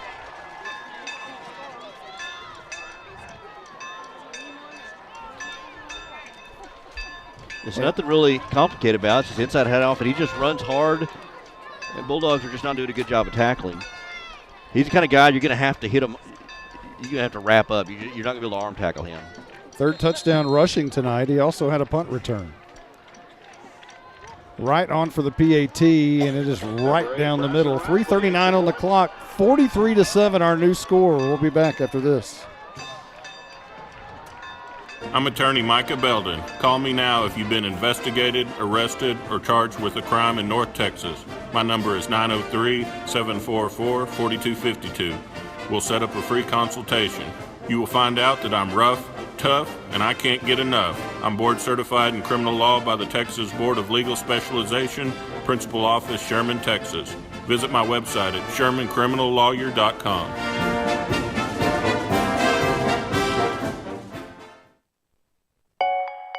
At Grayson Cullen Electric Cooperative, GCEC, we have been around for over 80 years and are governed by 7 principles: open and voluntary membership, democratic member control, members' economic participation, autonomy and independence, education, training, and information, cooperation among cooperatives, and concern for community. One of our communities is Howe, Texas, and GCEC is proud to support the Howe Bulldogs. Your Tech Wave kickoff is going to go to Braden Ulmer at the 16-yard line, middle of the field. Darts and dashes to the 30, and Howe will start there. No fumble on the return. There's 4:33 on the clock. And somehow Bell's got some more time on the clock during that possession. They started at the 3:53 mark and ended at 4:41. How does that happen? It was a one-play drive. And you're doing the scoring summary for the previous play. I don't know if you ever got to that one, and now you get... Yeah, the Hit Roof and Exterior previous scoring drive recap. One play, 29 yards, took 9 seconds off the clock, made it 37-7. The previous one just a moment ago is one play, 45 yards, and it added time to the clock somehow. Here's a handoff to Ulmer, and he'll lose a yard. That's all you need a game like this is time to be added to the. That doesn't make any. I've never seen that in 30 years of broadcasting. I've never seen a drive start. And not just a little time. That was like. It's almost a full minute. Full minute. Yeah. Excuse me. The chain gang down here remembers Monty from his athletic days. They were telling me about it. The chain gang. Tell me this story. What? They said you were good today. I'm sorry? Said you were a good athlete back in the day. Oh, I don't know. I said he still is. He still is. Crippled up now. Here's a throwback pass to Reich, and Cross is going to be slung down behind the line of scrimmage for a big loss of about 5. Back to the 24-yard line, a loss of 5 on the screen pass throwback. Yeah, that was Bills was not confused at all on that one. Hey, we had some good games down here, Caroline. We played for the district championship on this field back in 1991. We had to win by 5 to win the district championship, and we won 12-7. Oh, wow. Well, the guy that mentioned it, he's actually from White Wright. He played you. He was there. Here's a pass by Murphy. Going to be caught. And back for picking up 4 or 5 of those yards back. And that was, of course, BU on the reception. And they'll spot it at the 29-yard line. However, it's Johnny Garcia time in Texas once again. And this time, kick it out of bounds. Yeah, don't even give him a shot.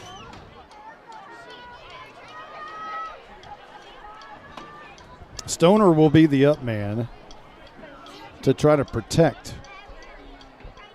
For the Bulldogs, number 32, Jonathan Garcia. As well as Braden Ulmer back there to protect. Garcia awaiting at his own 16-yard line, runs to the football, finally punts it towards the out-of-bounds marker, and it does go out of bounds on the Bells side of the field, and they will start for only the second time tonight with the ball on their side of the field. The last time that happened, Howe got a turnover on downs. We'll see if that comes to fruition once again, trailing 44-7 with 2 minutes and 16 remaining before the Baker Air Conditioning and halftime show. The important job for Coach Bryan right now will be kind of keeping his kids engaged. You know, it's 44-7 first half. Just trying to keep everybody still in this game and trying to play hard. It's hard to play hard when you're down by that much, by 37 points. It's hard to broadcast when you're down 37 points as well. Is it?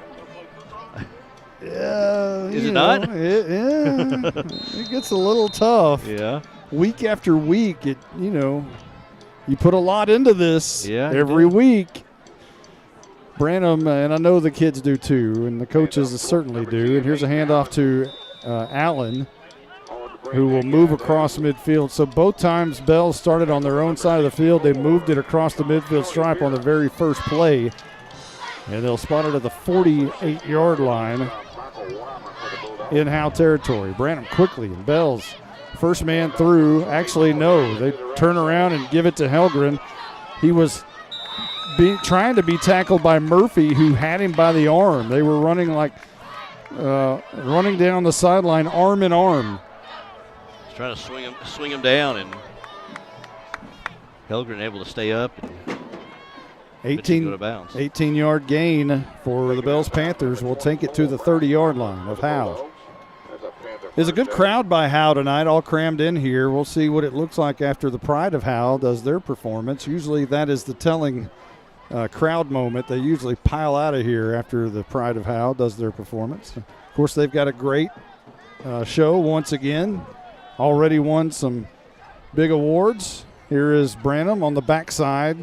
Going to give it to Thompson, who will pick up 2 or 3. The Howe Bulldogs played that nicely, not biting on the what looked like it was going to be a pass. And the ball will rest at the 33-yard line, or 27-yard line. Again, another good play by the Howe defense will hold them to no gain as Bells is going quickly. This is like the hurry-up offense of the slot T. The slot T hurry-up offense. You don't see this very often. Yeah, 119 and rolling. They're trying to score before the half. They'll put it at the 27. Toss near side. Helgren again trying to find the corner. A great block, and he's hit. And a whistle An inadvertent, they're going to say he stepped out of bounds at the 15. I don't think he did. Yeah, there's a flag down here. Yeah. It might have been a helmet-to-helmet contact. I don't know if you saw that, Caroline. It might have been a helmet-to-helmet issue. As Murphy got popped. Him and Murphy met pretty hard there about the 15-yard line, and everything just stopped. Well, it's going to be a holding call against Bells. It really did seem to stop in mid-play. Yeah, and I think Helgren thought there was that the whistle blew. And I guess that he stepped out of bounds, but me and Jake were saying I don't think he stepped out of bounds. Yeah, I don't think he did. And it might have been an inadvertent whistle, but it helps Howe. It would have, if there was a holding call, it would have come back anyway. Yeah. However, Bells will have the football here from the Howe 32-yard line, now facing a 3rd down and 8 with 1:06 on the clock before the half. That's more like 3rd and 12 now. Yeah, it is 3rd and 12. Sorry. Never go by the scoreboard. Yep. Broadcasting 101. 101, and I got caught again. Hilgren goes in motion, handoff to Thompson over left tackle. He'll bang his way for about 5 or 6 yards up to the 23-yard line. They got a timeout called by Bells. 9 yards on the carry by Thompson. Well, Caroline, have you seen a difference at all in the Howe Bulldogs down on the sidelines? No, and I really do. Like, it's just they just seem tired, and these Bells boys are big, and it's just like you say, they just can't. It's almost like some of these Howe kids are just flying off these Bells kids when they're trying to tackle them. It's just. Well, we talked about this. Is kind of this tough part of the schedule is, this is a gauntlet right here. You played Leonard, who Leonard's much improved. Yeah, much improved. You played Gunner. Obviously, Gunner's what they are. And then you play Bells, who's a top-ranked team as well. And so this is a tough stretch of games here. There's definitely a mind thing to it when you come off an 82-0 loss, and you just want to get that first score under you, and we do. So, I think it's gotten better as we've gotten along, but. Well, that's what I talk about. Coach Bryan's going to keep the kids engaged. 56 seconds left before the half. 44-7. Bells in the lead. 4th down and about 3. And this will be a quarterback keeper up the middle for the first down at the 19-yard line. And they move the sticks again. This will be the 8th play of the drive for Bells here, trying to push it in right before the half. Branham will hand off quickly to Hayden Allen, and the Bulldogs thought they had the football, but Allen's going to pick up enough yardage to get to the 16. And that'll be a 3-yard gain as Bells again moving quickly, under 30 seconds.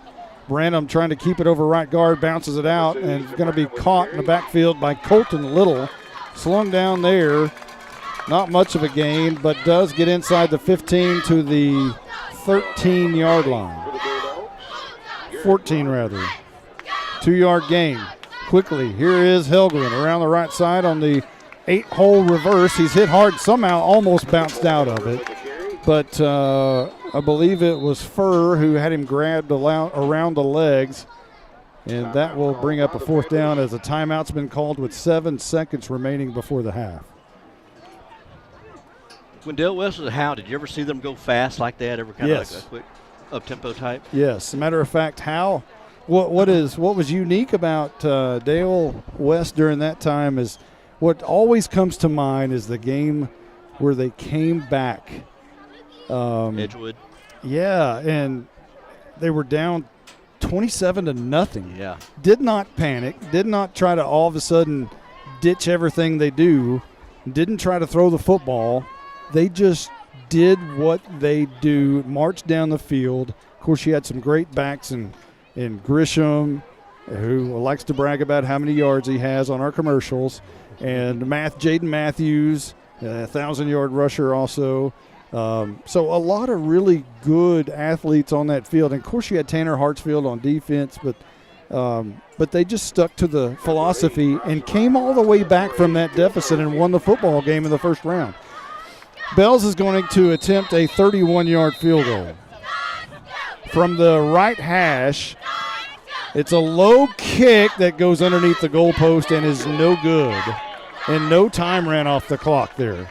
Still 7 seconds. Other than now, it's 4, 3, 2, 1, 0. What are we doing in the clock operator's box tonight? We've added time. We didn't stop it. We let it kind of go off. Wow. It has 5. Oh, now they're putting 5? Well, there were 7 seconds to begin with. It had to take 3 seconds off. At least. So there should be 4 at least. And that's the end of the first half. And they're just going to call it. So it's probably a good idea. Just go back to the locker room and regroup. 44-7, our halftime score. And we are in the Baker Air Conditioning halftime show. We've got a good interview segment coming up. Caitlin Armstrong, our bandsman of the week, and Kendall Griffin, our spotlight for the volleyball Lady Bulldogs program. So we'll be back on the backside. It's 44-7 here. We'll be back after this timeout. This is Roger Tidwell, the PA dude here at Bulldog Stadium. The radio guys and I always fight over how hot and cold it is up here in the press box. But if the AC ever quit working, not only would Walker finally shut his trap, he would call Baker Air Conditioning and Heating. Baker Air Conditioning and Heating has been in Howe for over 50 years. They've been in business that long because they're just good people. Call 903-532-6255. That's 903-532-6255. Shut up, Monty. You might know that State Farm agent Corey Hernandez has great service. Corey is your good neighbor after all. But did you know State Farm has surprisingly great rates too? That's right. State Farm agent Corey Hernandez is here to help you select the right protection at the right price. Corey will make sure you understand your State Farm coverages so you'll know what to expect if the unexpected happens. Call State Farm agent Corey Hernandez at 903-893-8400 or visit insurancequotetexoma.com. When you want the real deal, like a good neighbor, State Farm is there. Buying and or selling your next home or property should be an enjoyable experience. At Texoma Land and Home Team, our commitment to the personal relationship of each transaction ensures communication you expect, while assuring that we'll be here the next time you need us. We're not a big box real estate company by design. This freedom allows us to be fully at your service. Texoma Land and Home Team, Renee Nichols Broker, 903-818-1645. Texoma Land and Home Team, for all your real estate needs, 903-818-1645. All In Custom Gutters and Christmas Lights is proud to sponsor the Pride of Howe High School's Bandsman of the Week. Your hometown Bulldog alumni owned and operated business is here for all your seamless gutter and outdoor Christmas lights needs. Give them a call at 903-819-9183 and let them make your house shine really bright this Christmas. All In Custom Gutters and Christmas Lights. Give them a call at 903-819-9183. All In Custom Gutters and Christmas Lights. You're listening to the Baker Air Conditioning and Heating Halftime Show. Today's Bandsman of the Week is brought to you by All In Custom Gutters and Christmas Lights, a firefighter family-owned business. Call them at 903-819-9183. Now let's join Monty Walker with this week's Bandsman of the Week. This week's Bandsman of the Week is Caitlin Armstrong. Now, you're a baritone player. When did you start with that? I started being a baritone player in 6th grade. I started off on the trombone though, but I changed to the baritone in 6th grade. And what made you change and want to take on that role? Just to try something different, to just get more experience with different types of instruments that could be in the band. But you've stayed with that ever since? Yes, I have. Okay, so you were front ensemble for 2 years. How different is that than what you're doing now? It's very different because for front ensemble, I had to learn a different clef for music, and now I am actually marching on the field, so I'm not just staying there playing, I'm actually moving around. The Pride of Howe had a huge performance in competition recently. Talk about that.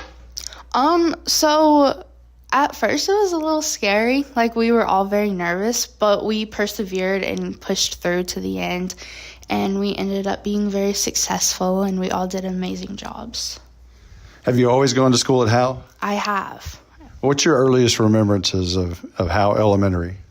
Probably Miss Arnold's kindergarten class. Yes, just being there and going on different field trips and all that. Who's your favorite teacher at Howe High School? Ooh, that's a tough one. I would have to say my favorite teacher is Miss Strassner. I love being Miss Strassner's office aide. It's very fun. So that's the first one we've had from Miss Strassner. Usually it's Miss Nail, or generally it's Miss Nail or Coach Forsyth. Strassner, that's a good one. Let's see. You're also color guard. How do you juggle that time, and how does the halftime performance work for color guard and band? So for color guard, we usually go a little earlier to practice the whole show. And we have to go set each of our flags instead of just getting to our spot. But it's kind of the same as the whole band because we move uniformly with them. We move in and out of the band. So it's not that much different. What other things are you involved with at Howe High School? I'm in NHS, student council. I do one-act play, and I do powerlifting as well. What's in store for Caitlin Armstrong after high school? The goal is to go study forensic science and get my bachelor's in that, and hopefully get my doctorate in forensic psychology. Now, Ms. Liz says you're a hard worker, extremely trustworthy, respectful, organized, sweet to everyone, but will stand up for what is right. Now, you're a senior. I might suggest putting her as a reference when you're filling out job applications, but that has to make you feel good from your band director. Yes, it does, because sometimes I'm nervous that I'm not doing what I'm supposed to be doing, but I try really hard. After competitions that you just talked about and how well y'all performed, is this a band that can go to the place you don't talk about? I think we can. We work towards the end goal, I feel. We have done great at all of our previous competitions, but we're still, pushing to get to the place we don't talk about. That is your Bandsman of the Week, Caitlin Armstrong. Today's Bandsman of the Week is brought to you by All-In Custom Gutters and Christmas Lights, a firefighter family-owned business. Call them at 903-819-9183. You're listening to the Baker Air Conditioning and Heating Halftime Show. All-In Custom Gutters and Christmas Lights is proud to sponsor the Pride of Howe High School's Bandsman of the Week. Your hometown Bulldog alumni-owned and operated business is here for all your seamless gutter and outdoor Christmas lights needs. Give them a call at 903-819-9183 and let them make your house shine really bright this Christmas. All-In Custom Gutters and Christmas Lights. Give them a call at 903-819-9183. All-In Custom Gutters and Christmas Lights. This is Roger Tidwell, the PA dude here at Bulldog Stadium. The radio guys and I always fight over how hot and cold it is up here in the press box. But if the AC ever quit working, not only would Walker finally shut his trap, he would call Baker Air Conditioning and Heating. Baker Air Conditioning and Heating has been in Howe for over 50 years. They've been in business that long because they're just good people. Call 903-532-6255. That's 903-532-6255. Shut up, Monty. Real estate is the key to building long-term wealth. Hi, I'm Dana Thornhill, a local Keller Williams realtor. If you're thinking about buying or selling a home, I can help you. Call the Llama Realty Group. Call 903-821-6890 and ask us about our complimentary services. Opportunities in North Texas are growing quickly, and the Llama Realty Group can help you with all your real estate needs. Just like here at the stadium, execution is the name of the game. The Llama Realty Group gets the job done. Call 903-821-6890 today. Each Keller Williams office is independently owned and operated. Buying and or selling your next home or property should be an enjoyable experience. At Texoma Land and Home Team, our commitment to the personal relationship of each transaction ensures communication you expect, while assuring that we'll be here the next time you need us. We're not a big box real estate company by design. This freedom allows us to be fully at your service. Texoma Land and Home Team, Renee Nichols Broker, 903-818-1645. Texoma Land and Home Team, for all your real estate needs, 903-818-1645. You're listening to the Baker Air Conditioning and Heating Halftime Show. Let's join Monty Walker with the Lady Bulldog Spotlight. This week's Lady Bulldog Spotlight is Kendall Griffin. Now, Kendall, did you always go to school in Howe? Yes, I've always gone to school in Howe. What are your first remembrances of elementary school? Well, even though that was a long time ago, we all know and love Coach Simmons, and he's definitely been a huge landmark on Howe. So he's probably one of the most defining parts of my elementary early years. Favorite teacher of all time? There's a lot to remember, but my last year, my English teacher was Miss Nail, and she was a very good teacher, and she was funny, and she was sincere to her students, so I liked her a lot. You have no idea how often Miss Nail gets brought up on that question. How about favorite coach and why? Currently, I'd have to say Coach Anderson probably.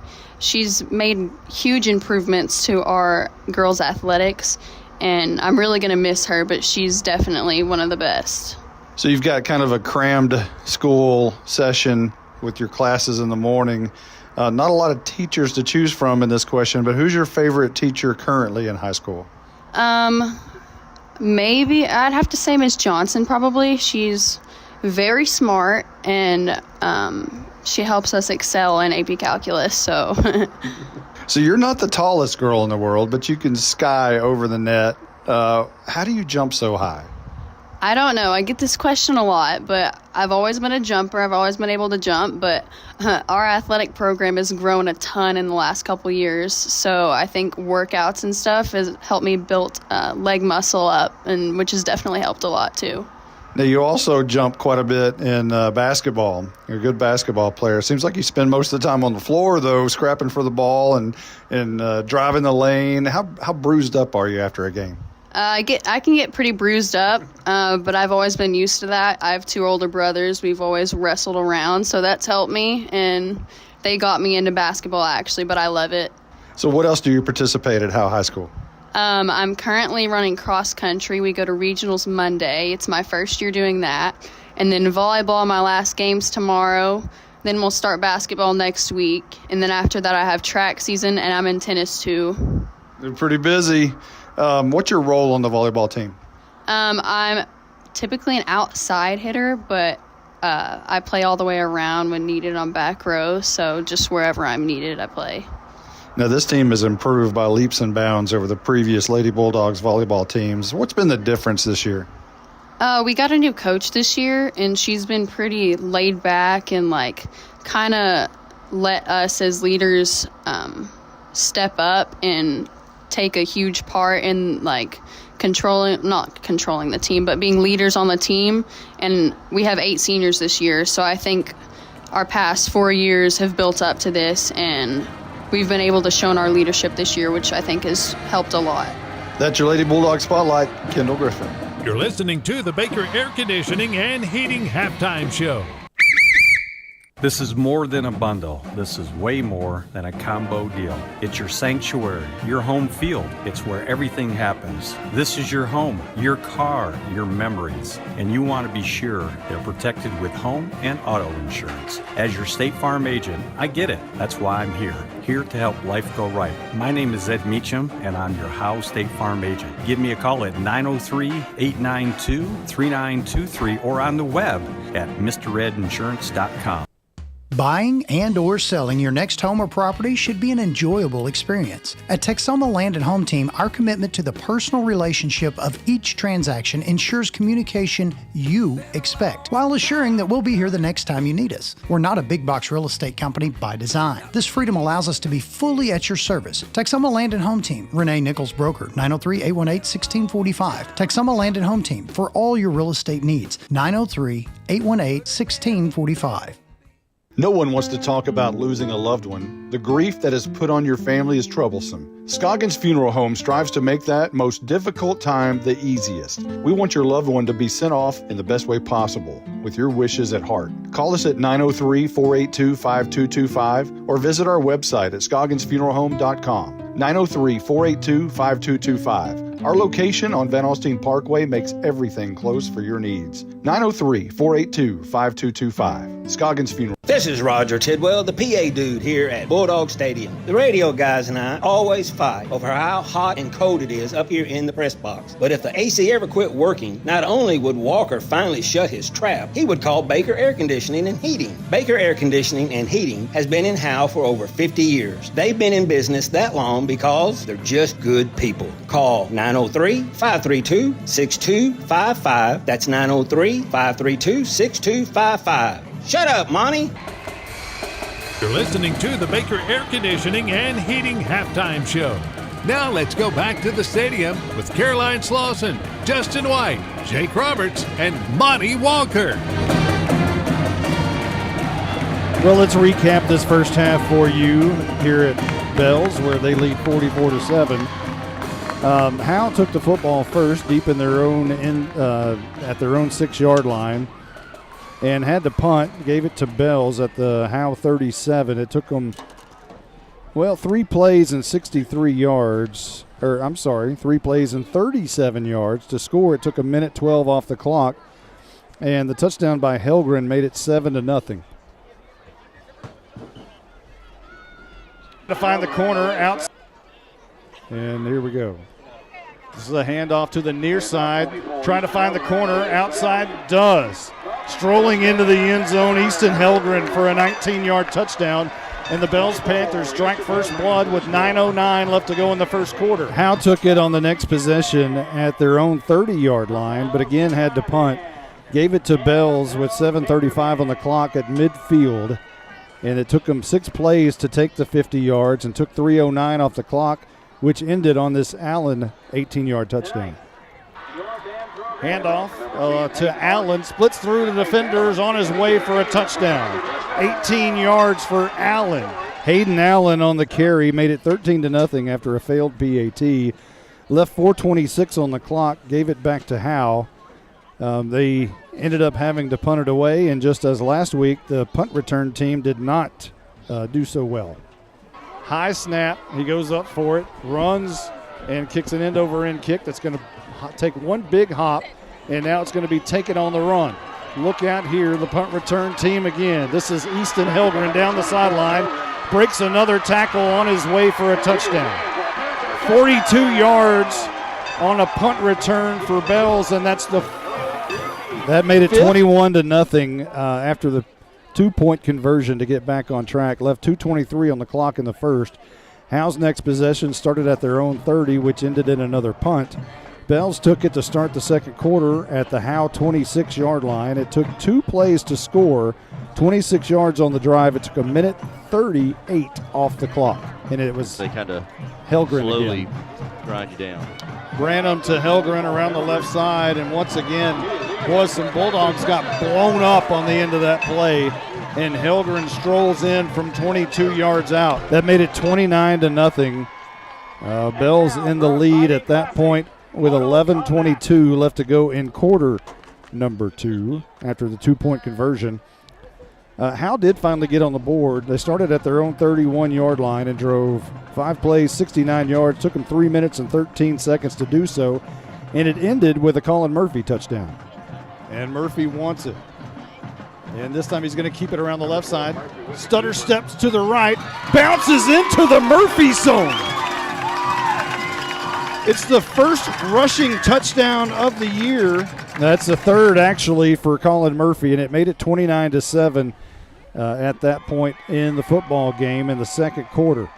With 7:57 left to go in the second, Gunner, it kind of reminds me of Gunner. Bells took it at their own 47-yard line. They drove 6 plays and were turned over on downs on a 4th down attempt to convert at the 32-yard line. Howe took it there at the 32, went 2 plays and fumbled it right back to Bells. And it didn't take them very long to score. Turn and hand to Allen, straight up the middle, lot of running room, and he's gone. First play of the drive. One play, 29 yards on the carry for Allen. And it was a 2-point conversion from Branham to Robertson, which made it 37-7 with 3:57 left to go before the half. And Bells got it right back on a fumbled kick return by Eli Stoner at the Howe 45-yard line. And again, another one-play drive. The dealer handing once again. This one's going to be Helgren breaking out of tackles, headed to the house. 10-5, kiss him goodbye. One play, 45 yards. And that made it 43-7 with 4:41 left to go. Somehow they got a minute back on the clock there. I'm not sure how that happened during that drive, but they did. Howe again had to punt, which gave it back to Bells. They drove down into Howe territory at the 14-yard line, attempted a 31-yard field goal, but it was no good. And our halftime score is 44-7 here in Bells, Texas. Bells on top of Howe. We're going to take a quick 30-second timeout. We'll hand it over to Caroline, and she's got a special guest. We'll be right back. No one wants to talk about losing a loved one. The grief that is put on your family is troublesome. Scoggins Funeral Home strives to make that most difficult time the easiest. We want your loved one to be sent off in the best way possible, with your wishes at heart. Call us at 903-482-5225 or visit our website at scogginsfuneralhome.com. 903-482-5225. Our location on Van Alstyne Parkway makes everything close for your needs. 903-482-5225. Scoggins Funeral Home.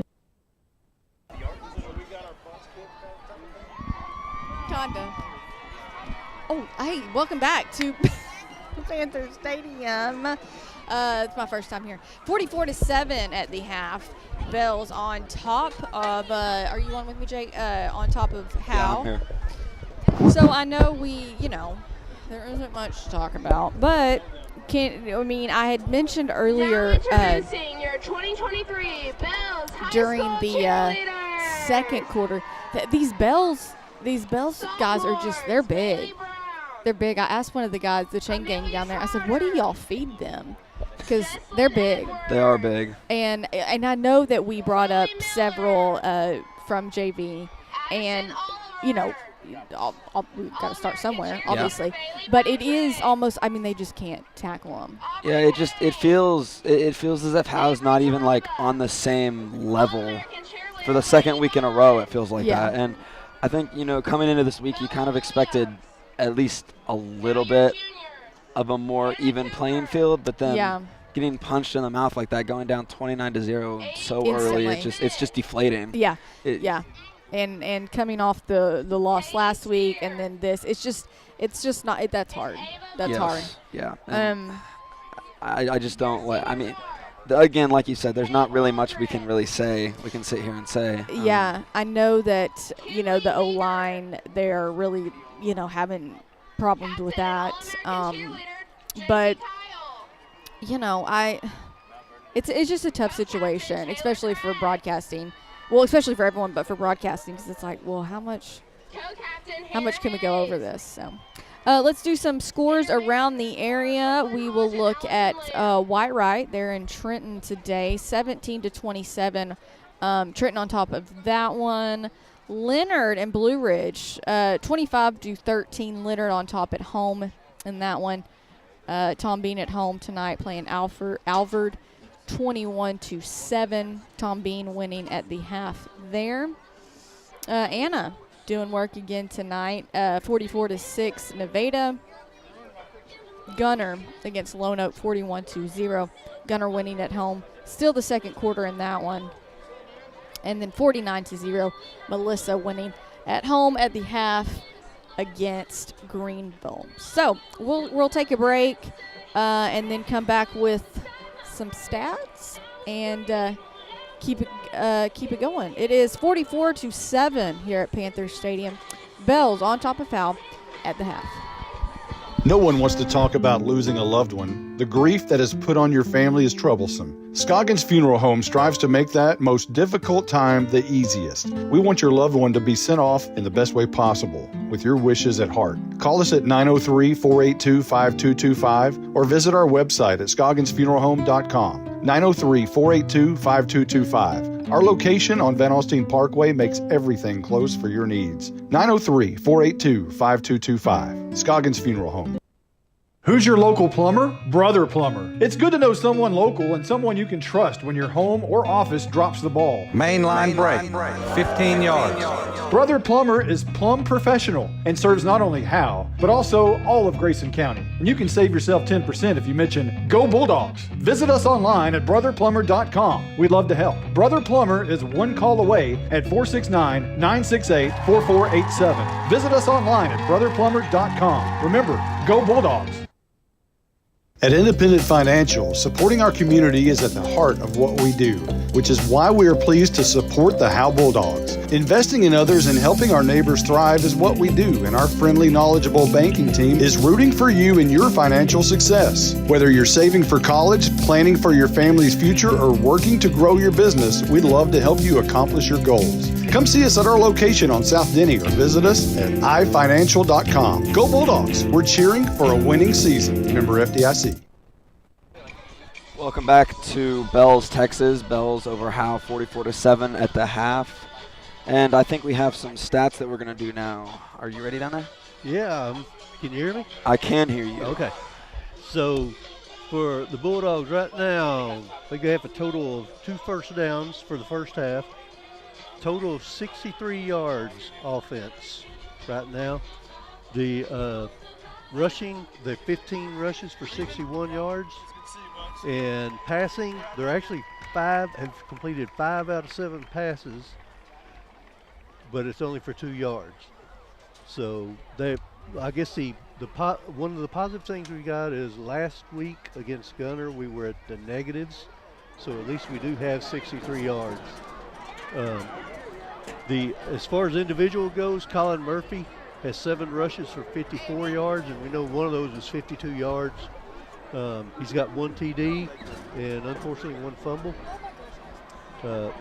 Braden Ulmer, BU's got 5 rushes for 8 yards, and Parker Bryan has 3 rushes for -1 yard so far. So for Bells, after halftime, the they've got 11 first downs. will be selling raffle tickets they have a total of 249 yards. Items include and that's 30 rushes for 249. Wow. Attempted 1 pass incomplete. Yeah. So their individual leaders are going to be Easton Helgren, 7 rushes, 94 yards, 3 touchdowns. Hayden Allen, 10 rushes, 86 yards, 2 touchdowns. Bryson Thompson, 7 rushes, 36 yards. Easton Branham, quarterback, 3 rushes, 14 yards, and Jackson Brown, 1 for 8 yards. So, just very one-sided. So far, but we do have 63 yards. Yes. Tell me again the total, rushing for Bells. Bells rushing is 249 yards. In the first half. That's crazy. Yep. So, yeah, wow. That's a stat. Okay, well, it looks like the third quarter is about to get started. Just a quick reminder, the Panther Band Booster Club is going to have a Hey, where's Roger Tidwell when you need him? It's getting a little chilly out here. We're out in the bleachers, and tonight's one of those nights where we're wearing shorts and our short sleeves because when we got here it was like 90 almost, and I even asked the wife whether I should wear a jacket over here. She said, "Nah, it's going to be 90 tomorrow. Don't worry about it." It's kind of cold up here. It's getting a little chilly, and it'd be kind of nice to have a little Roger Tidwell action right now where it's about 85 in the press box. No, I don't think I'm going to gripe about that anymore, at least for a couple of days. Roger's probably sitting home like, enjoy it. Yeah. That's what you get. That's what you get, yeah. He's like, you know what he's saying right now? Shut up, Monty. Shut up, Monty. So it's 44-7, Bells in the lead here at Bells Panther Stadium, just off Highway 82. What is this? Ambrose Road over here, I believe. So Bulldogs have made their way through their tunnel, and so has the Bells Panthers, and they're lining up for kick return because Howe won the toss and started this football game trapped at their own 6-yard line after all was said and done, and now they'll do the kicking. to the Bells Panthers, who are up by a mighty amount of 37. Got kind of a half moon tonight overshadowing the south end zone. Kicking for the Bulldogs. Johnny Garcia, the voice over there, the PA voice, you can hear it probably through our crowd mic. Sounds like the same voice from 1991. It could be a different individual, but it sounds like the same voice that's been doing Bells Panthers football for a long, long, long time. The Tech Wave kickoff as Johnny Garcia runs to the ball. It's a deep kick, going to go over the head and caught on the run by Jackson Brown, who skips to the near side and somehow bear crawls his way out to the 31-yard line, and Bells will start there in the second half, assuming a 69-yard touchdown drive is coming up. Yeah, we're seeing, too, on the sidelines, I see Caroline talking to him, too. Bo Stevens is in shorts and no shoulder pads. Well, she mentioned, our Night Furniture sideline reporter mentioned that he was struggling with some sort of an injury early in the game, and I guess she's going to give us an update on that here fairly shortly. I'm sorry, what was it? Yeah, give us an update on Bo Stevens if you can. Yeah, so I mentioned earlier that immediately we could see that he was struggling, and it does seem he says it maybe be a disc in his hip. And then Will Ingram, he is out as well. Oh, large Marge. He got a concussion. Oh, good. I have a gnat in my eye. Well, let's hope it's not a concussion. Or a gnat. Or a gnat. In Carolina. Branham is going to toss to the right side. A lot of speed. Heldren again looking for another touchdown down the sidelines. Dancing down the sidelines, and look out. All alone to the 10, to the 5, raises his left arm as he prances into the end zone. That is a 69-yard touchdown, and it took one play, and it gets Bells to half 100. Wow. I assume it was some kind of a sweep to the outside. I couldn't see what it was, but all I saw was him on the outside along the sidelines. Murphy had a line on him, but couldn't bring him down, and he was the last line of defense, and it was a sprint down the sidelines. The 69 or 89? 69. And the PAT is low and no good. So 50-0, half 100 on Howe, 11-12, and the clock is going to run in the second half. Apparently, no, now they stop it at 11-11. The clock. We'll be back right after this timeout. At Independent Financial, supporting our community is at the heart of what we do, which is why we are pleased to support the Howe Bulldogs. Investing in others and helping our neighbors thrive is what we do, and our friendly, knowledgeable banking team is rooting for you in your financial success. Whether you're saving for college, planning for your family's future, or working to grow your business, we'd love to help you accomplish your goals. Come see us at our location on South Denny or visit us at ifinancial.com. Go Bulldogs! We're cheering for a winning season. Member FDIC.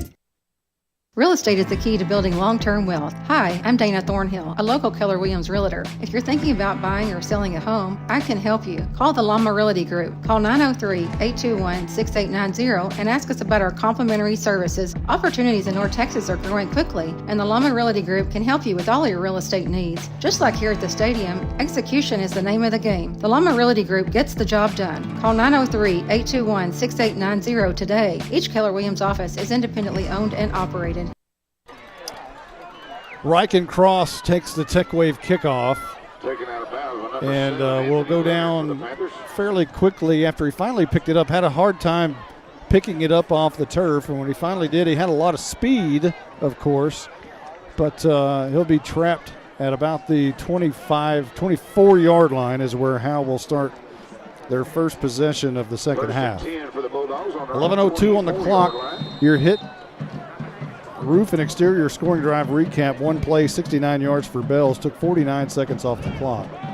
Murphy all alone in the backfield will swing out pass to Thornton, who makes the catch near the line of scrimmage and will fall forward into the arms of a Bells Panther player. And that is Wright who makes the tackle. And Thornton will gain 1 yard. I don't mind the quick pass to the outside. I would like to get somebody like Ulmer. Get him with a full head of steam, kind of one of those bubble screens on the outside, see if he can push his way and fight his way for extra yardage. Parker Bryan, who was in the backfield there with Murphy, will come out of the game now. Murphy will hand off to Braden Ulmer, trying to find the near seam, trapped at the line of scrimmage. And I don't think he's going to gain anything there. Maybe lost 2 yards. And that will put him back at the 23-yard line. I believe that was Ulmer in the backfield with Murphy. He had to put Bryce Piper in the right spot. Piper's one of the freshmen that came up, still trying to learn things here, but Ulmer had to put him in the right spot in the lineup. Parker Bryan back in the game at tailback. Will stand to the right side of Murphy. 9:40 on the clock. Murphy wants to throw. Flushed out of the pocket. Can't escape the sack of Thompson. Actually, that was Caden King, who's having a whale of a football game tonight, as he is dominating that defensive line and that matchup up front. And Murphy will be trapped for a loss back to the 18-yard line. Credit King with another sack. And it'll be Johnny Garcia time in Texas once again. And his feet touch the 5-yard line. Low snap, he digs it out. Pooches it away towards the out-of-bounds marker. A fair catch called for by Helgren. Number 24, Helgren. One of the punt defenders was knocked down hard, which was Rylan Strong. He was kind of pushed over by Caden Kelso there.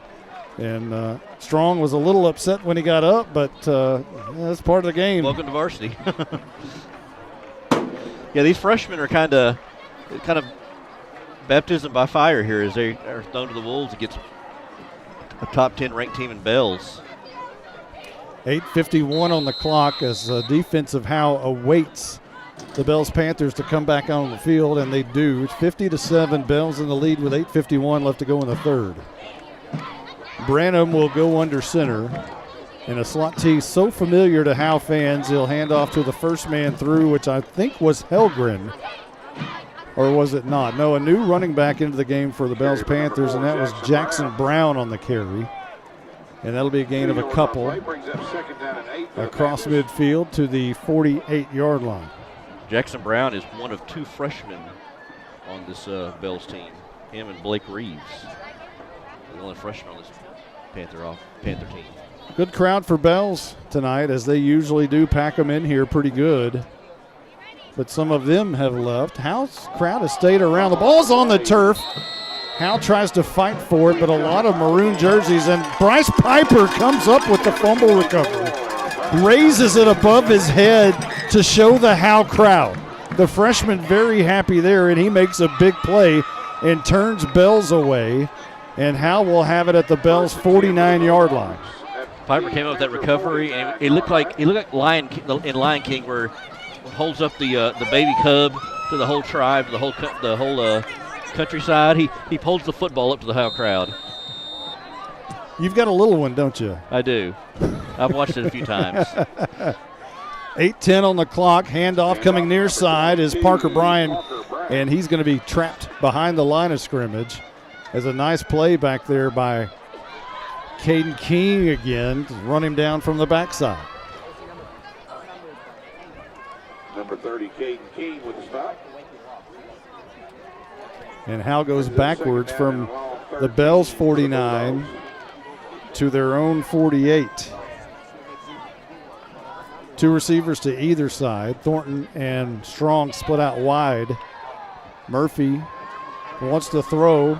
Throws it deep downfield looking for Strong. It's intercepted by Helgren. He's done everything else tonight. Why not an interception? And Bells will have the ball at their own 19-yard line, and he's finally brought down by Rylan Strong. Murphy trying to go long to Strong.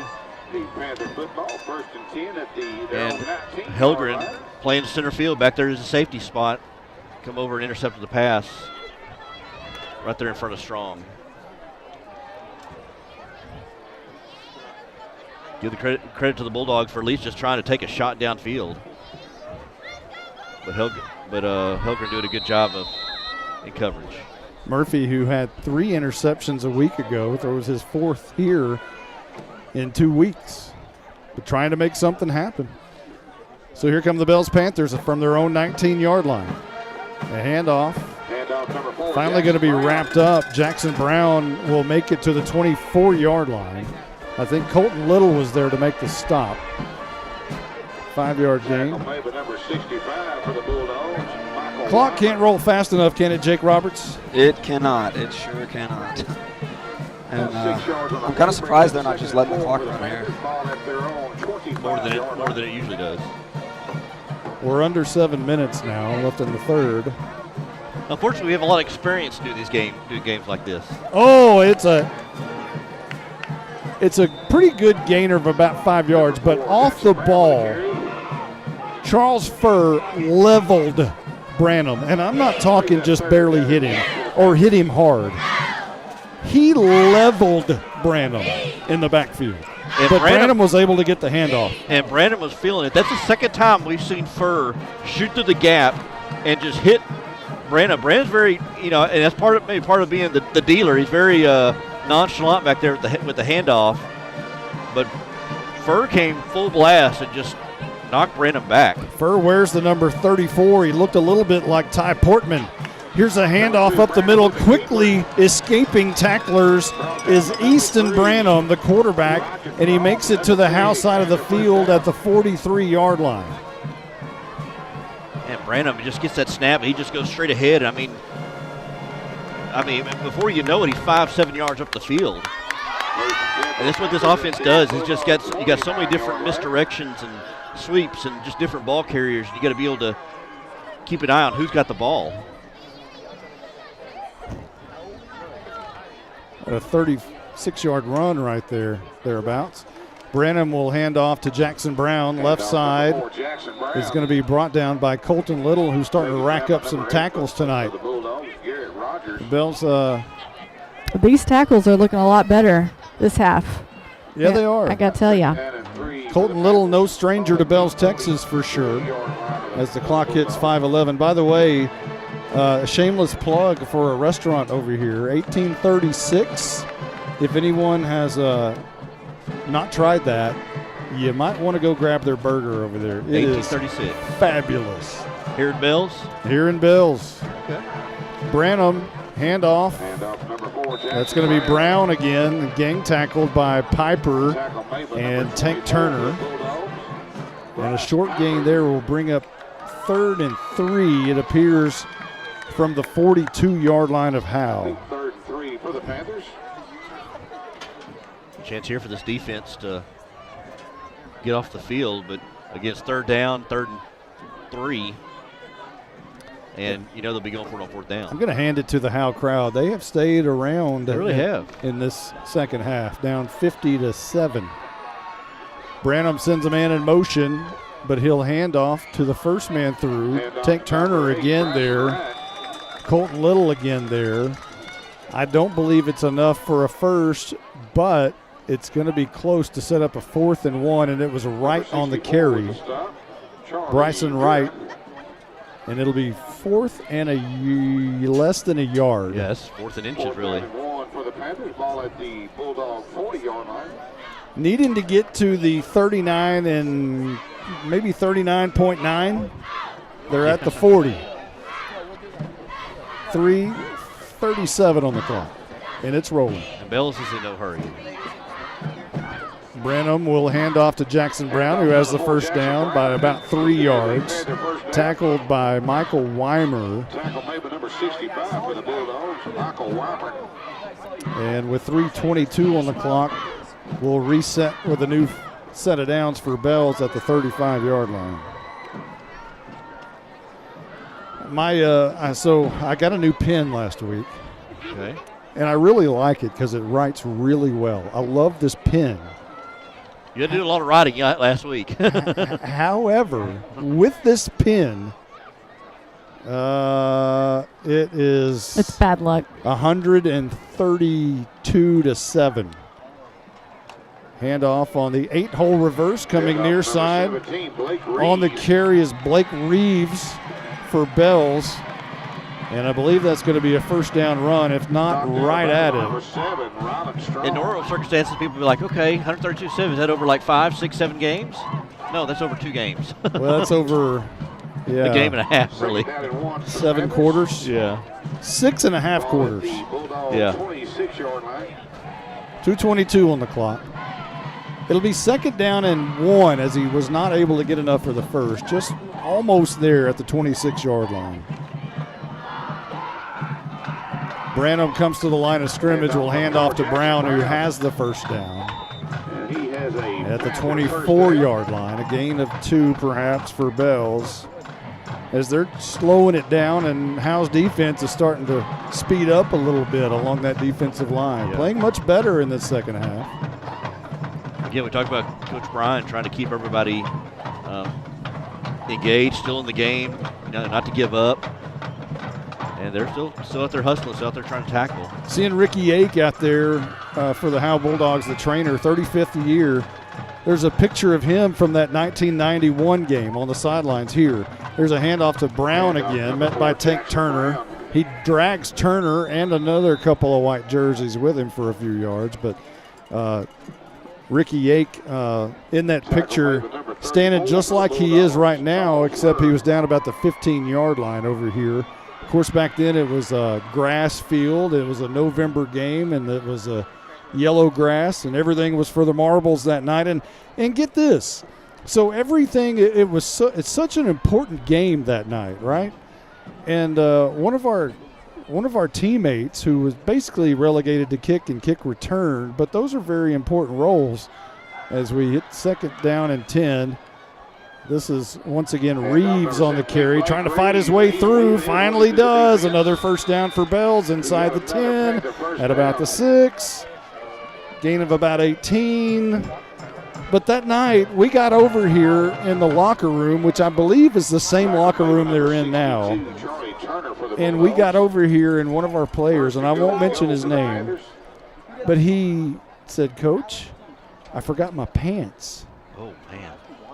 So his mother had to get the key to the field house, which is the same field house in Howe, and race back to Howe, get his pants. How long before game time, before kickoff? Was this? I don't know if he had his pants by kickoff. And he was kick returner. Well, he was on the kick and kick return team. Yeah. That's the end of the third quarter. We're going to take a timeout. Bells half 100, Howe 7.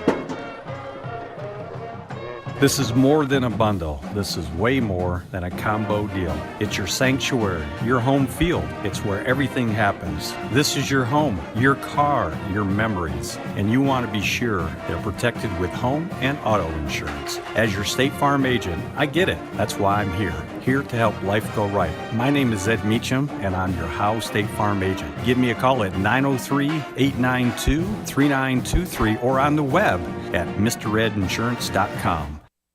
Got hail? Get Hit. Help your home and your community at the same time. Hit Roof and Exteriors has been on the job locally since 2012. Hail damage, wind damage, roof leaks, exterior paint and siding, replace it or repair it, we've got you covered. Hit Roof and Exteriors has been building solid roofs all across North Texas for over 11 years. We will work with your insurance company or your budget to get your home happy again. For a free estimate or inspection, call 972-977-1523. Hit Roof and Exteriors. Got hail? Get hit. Welcome back to Bells, Texas, where the Panthers lead 50-7 over Howe. And Bells is knocking on the door at the 5-yard line. Let's talk down to our Night Furniture sideline reporter. Not talk down, but check down with Caroline. Yeah, what do you want me to say? I know. Here comes Bells to the line of scrimmage. A handoff on the reverse into the end zone is Reeves. They add to the score, 56-7. Clock is running, 11:51 on the clock. First play of the fourth quarter is a touchdown once again for the Bells Panthers.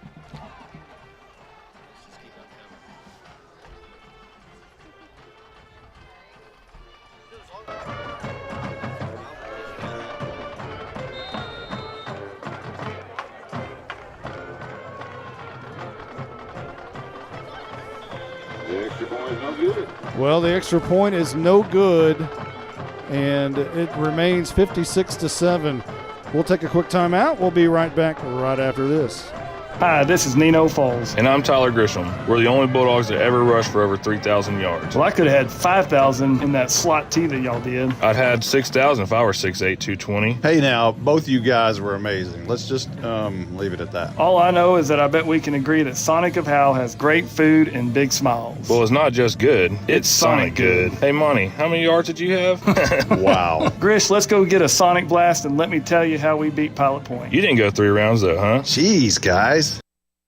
This is Roger Tidwell, the PA dude here at Bulldog Stadium. The radio guys and I always fight over how hot and cold it is up here in the press box. But if the AC ever quit working, not only would Walker finally shut his trap, he would call Baker Air Conditioning and Heating. Baker Air Conditioning and Heating has been in Howe for over 50 years. They've been in business that long because they're just good people. Call 903-532-6255. That's 903-532-6255. Shut up, Monty. Welcome back. 56-7. Howe in the lead. Just kidding. Bell's in the lead. 56-7. 11:20 left to go in the game. Justin White. Thoughts so far? It's about what we expected. Bell's is a good team. Howe, with the youth movement of freshmen, and you got injuries. About what we expected. Here's your Tech Wave kickoff, going to be taken by Ryken Crossan, and he'll work towards the corner and be trapped down at about the 27-yard line, and that's where Howe will start their next drive. First one of the fourth quarter. 11:01 on the clock as we start, and Howe will be the 28. Is it 28? 27? 28, yeah. 28. We talk about we've talked before about the different rivalries. Van Alstyne, there's a little bit bad blood with Pottsboro. Has there ever been much between Bells and Howe, or has it been not really pretty friendly? It's kind of a friendly rivalry. Yeah.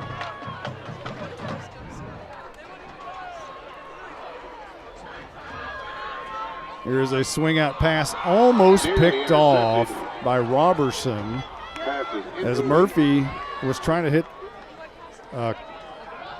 Ryland Strong on the right side. It falls incomplete, and it'll be second down and 10. Howe from their own 28-yard line. Our producer and engineer is on a bathroom break, so I'm doing double duty. When's the last time you did that? It's been a while. Back in the Michael Mosier days. Yeah.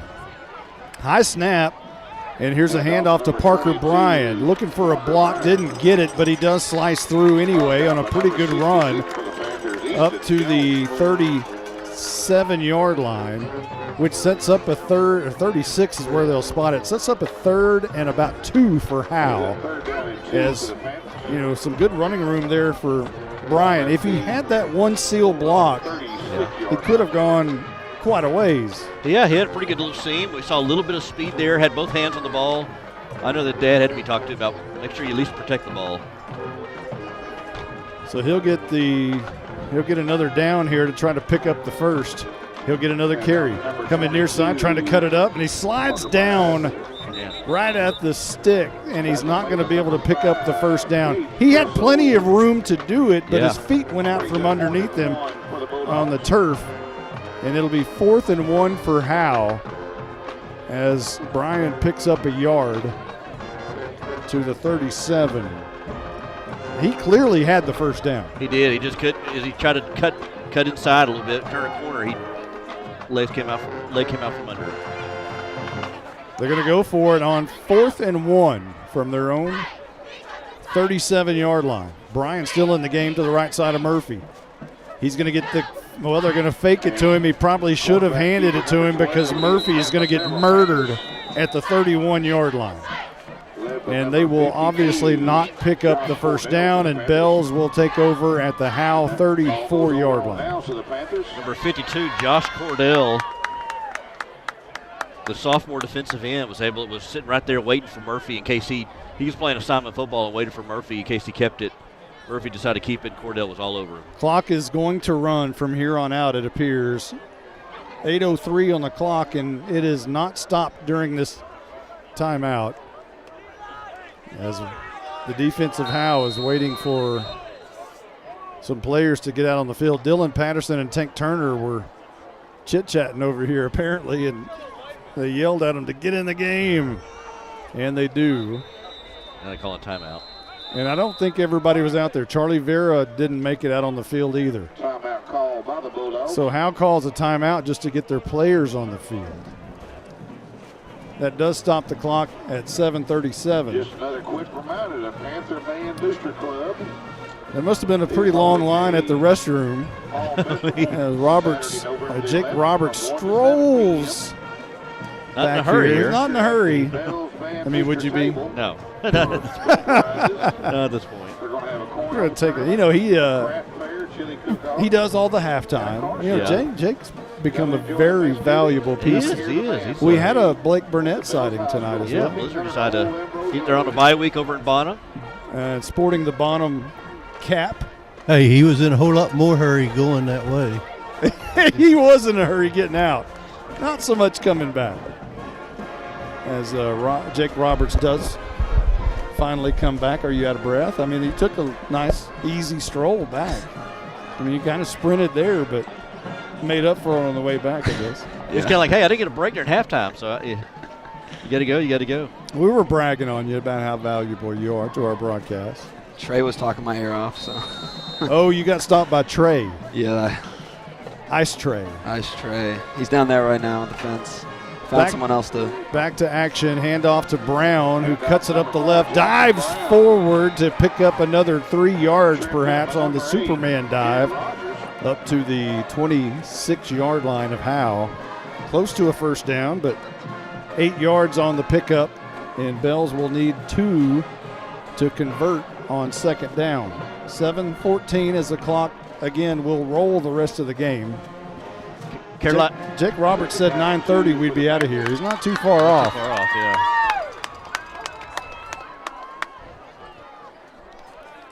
Bells comes to the line of scrimmage on second down and 2. Hit at the line of scrimmage, but falling forward is Jackson Brown, and I believe he has enough for the first down. Let's check down with our Night Furniture sideline reporter, Caroline Slauson. I know you've got some exciting news for us down there on that exciting Howe Bulldogs sideline. I do. I'm going to have to tell you about it later, though.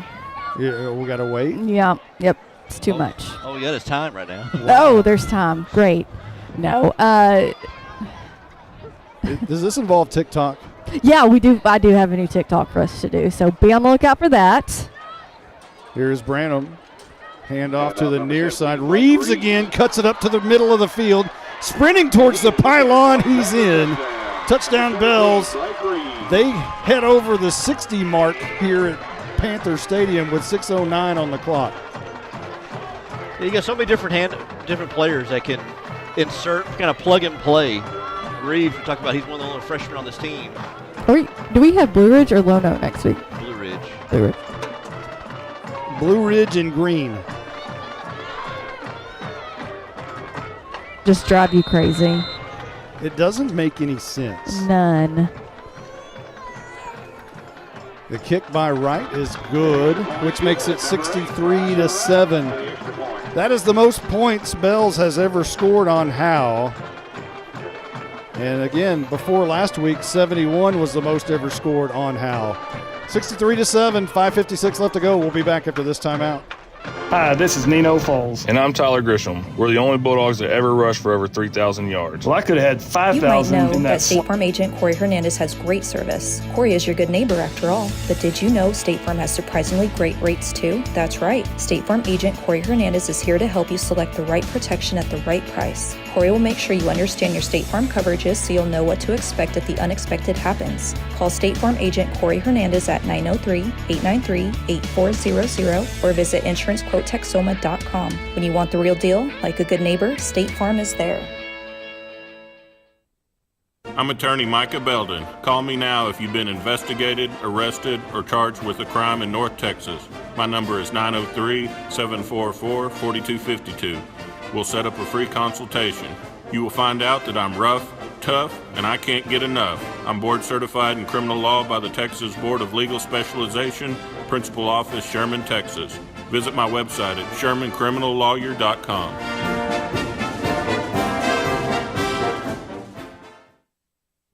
Your Tech Wave kickoff is going to be taken by Riken Cross, coming near side in front of the Howe bench, cuts it up, and he's got a lot of room, and they finally drug down from behind, but a nice kick return, showing off that speed up past the 40-yard line to the 41 or 2. Okay. The freshman's got a little speed, He is so fast. Elusiveness. So fast. He kind of is like, what's the Cowboys' new receiver? Used to be a Saint. What is his name? Turpin? No. Kind of like him, though. Brandon Cook. Yeah. Very similar. Ryland Strong split out wide to the right. We'll give you the hit, roof, and exterior scoring drive recap in a moment. Handoff to Braden Ulmer up the middle, fighting for yardage, still fighting, near midfield at the 49-yard line. 2 plays and 66 yards for Bells. It was capped off by a 26-yard touchdown by Blake Reeves. And that made it 63-7, which is our score now. 5:56 on the clock. When he scored, there's 5:13 now. We do have someone down. I think that's Tank Turner. 62. That is Tank Turner. Can't afford to miss him on offense or definitely defense. So with 5, how are we doing on spots? We're doing pretty good. Surprisingly good for how. I was worried about whether we'd be able to get all these spots in. Is there a baby around That's here? all we got left. Is there a baby up by y'all? There's one down at the on the first row. Oh, I can hear them. She's not Maybe happy. by the crowd mic. She's not happy about this game. Who would be? Do y'all hear that? I'm about to start doing the same thing. Yeah, same girl, same. You know, I know this is obviously it's not the end of the season or anything, but with these freshmen coming up, and then you think about who will be gone next year. Do we have an idea who will be QB1 next year? Give that young man a hand. I'm gonna make a wild guess that it would be Ryland Strong. He has been pretty highly touted as a JV quarterback, and I think that is probably. I think Bryce Piper used to do it. Used to play quarterback too. They're definitely in a youth movement, and now for one of the few times this season, you'll see Nathan Thorpe on the field, and he will come in on offense 6 for the Bulldogs. as Michael Weimer was the injured player, not Tank Turner. 65. Okay. So Thorpe will come in for Weimer. Braden Ulmer in the backfield with Murphy, who's in the gun as always. Handoff to Ulmer. Cuts on a dime with his left foot. Tries to find the outside corner. He does. Lots of running room down the sideline. And for the few times tonight, something to cheer about and not cry about. And Braden Ulmer, I tell you. He's a football player. He's a football player. I said last week, don't tell him the game's out of hand. Down 63-7. He's still running as hard as he would be if it was the beginning of the game. Ball at the 28 in Bell's territory. And, you know, one thing you get out of Braden Ulmer, he's going to go 100 miles an hour on every play, up 63 or down 63. He stays in the game here to the right side, and he gets the handoff again, slips a defender up the middle, fighting for yardage. Braden Ulmer down to the 20-yard line. 10-yard run by Ulmer, who most running backs would not have sniffed maybe 2 or 3 yards out of that. Yeah, it's almost like he stopped on a dime and stopped and then took off again on the draw at the middle. First and 10 for the Bulldogs. I think they'll spot it. What is that? It's way down there. It's at the 17. Something like that. He'll stay in the game right side of Murphy. He'll get the handoff again. Cuts left, goes right. Shaking a defender, puts his head right in the chest of a defender before another 3 or 4 gold helmets get there and drive him backwards. But a pretty nice gain of about 6 or 7 or maybe even 8 for Ulmer. We'll call it 7 as it's second down and 3 as the clock winds at 3:32. nearing the end of this thing. Maybe a 2 yards on the, You know, with all these freshmen second playing, down and 2 for the Panthers. I'll talk about it after this play. Second down and 3 for Howe. For the Bulldogs, excuse me. Murphy in the gun. He's going to keep it himself over the right tackle. Looking for the end zone. He's close. Is he in? The tush push at the end, and he's down at the 1 yard line. Get in there. New set of downs for Howe. It'll be first and goal from the 1 after a 10-yard run by Murphy, who's sniffing that Murphy zone, but just a little bit short. Under 3 minutes left to go in the game. Howe down 63-7, but still fighting. Had that read option, kept it for himself and right up the middle. He's made a living off that this year. Give it to Ulmer. He got you down there. Handoff Ulmer, left guard, flag down at the 1. Howe's in the end zone, and the official who threw the flag raised his arms in the air. It's going to be against Bells. So with that, it's touchdown time in Texas. Braden Ulmer from 1 yard out. And Howe puts up 13 at least on the board, awaiting this PAT by Johnny Garcia. You're right. Good job. Let them give it to Ulmer. He's the one who really grinded out this drive and got you down there. A little bit of Murphy thrown in there, but Braden Ulmer to finish it off with his 4th rushing touchdown of the season. Howe without a player now, Vera has to hurry up and get back on the field. Vera was absent the first time on defense. Now he shows up a little late here on the PAT team. Snap is back. It's on the tee. The kick is up with 4 seconds remaining on the play clock, and it is good. 63-14, Bells in the lead. A minute 24 left, and the clock is rolling. We're going to keep it here because we don't know if we would be back in 60 seconds. So credit Braden Ulmer with his 4th touchdown of the year. And your hit roof and exterior scoring drive recap for Howe went 6 plays and 42 yards, I believe it. No, did they start on the Howe 42 or the Bells 42? It was their own 42 because they got the kick return, right? Yes. So it's a 58-yard drive on 6 plays. I was saying earlier about all these freshmen playing. I mean, you know, I know Coach Bryant kind of wanted those guys to be on JV and kind of move their way up, but, you know, maybe this is something right here. You know, it's kind of like when professional teams rebuild. There's going to be some growing pains, but you kind of hope that it all pays off here in about a year or two. Do you kick this ball out of bounds? Yes. The Tech Wave kickoff will be hopefully the final one of the night. Clock rolling at 28 now. Garcia runs to the ball and kicks it. Is it going to go out of bounds? It does go out of bounds. And Bells will probably call it a night with that, as there's only 10, 9, 8. It's not even stopping, so. No, that's going to be it. However, your Bulldogs take it on the chin again. Give it up 63-14 to Bells, who's a great football team. They're going to go 3 rounds deep, you would think, once again in the playoffs, as they do nearly every year. One of these days they're not going to have to face Holiday and get past those rascals and move on down the road. But tonight they win against Howe, 63-14. A lot of freshmen. The youth movement has begun, as you mentioned just a moment ago. They're in full force, freshman and sophomore youth movement. And one thing they have going forward into next year is we don't want to think too far, as Blue Ridge is down the road next week, but going forward next year, the senior class, I think, is a good one for these youngsters on the team.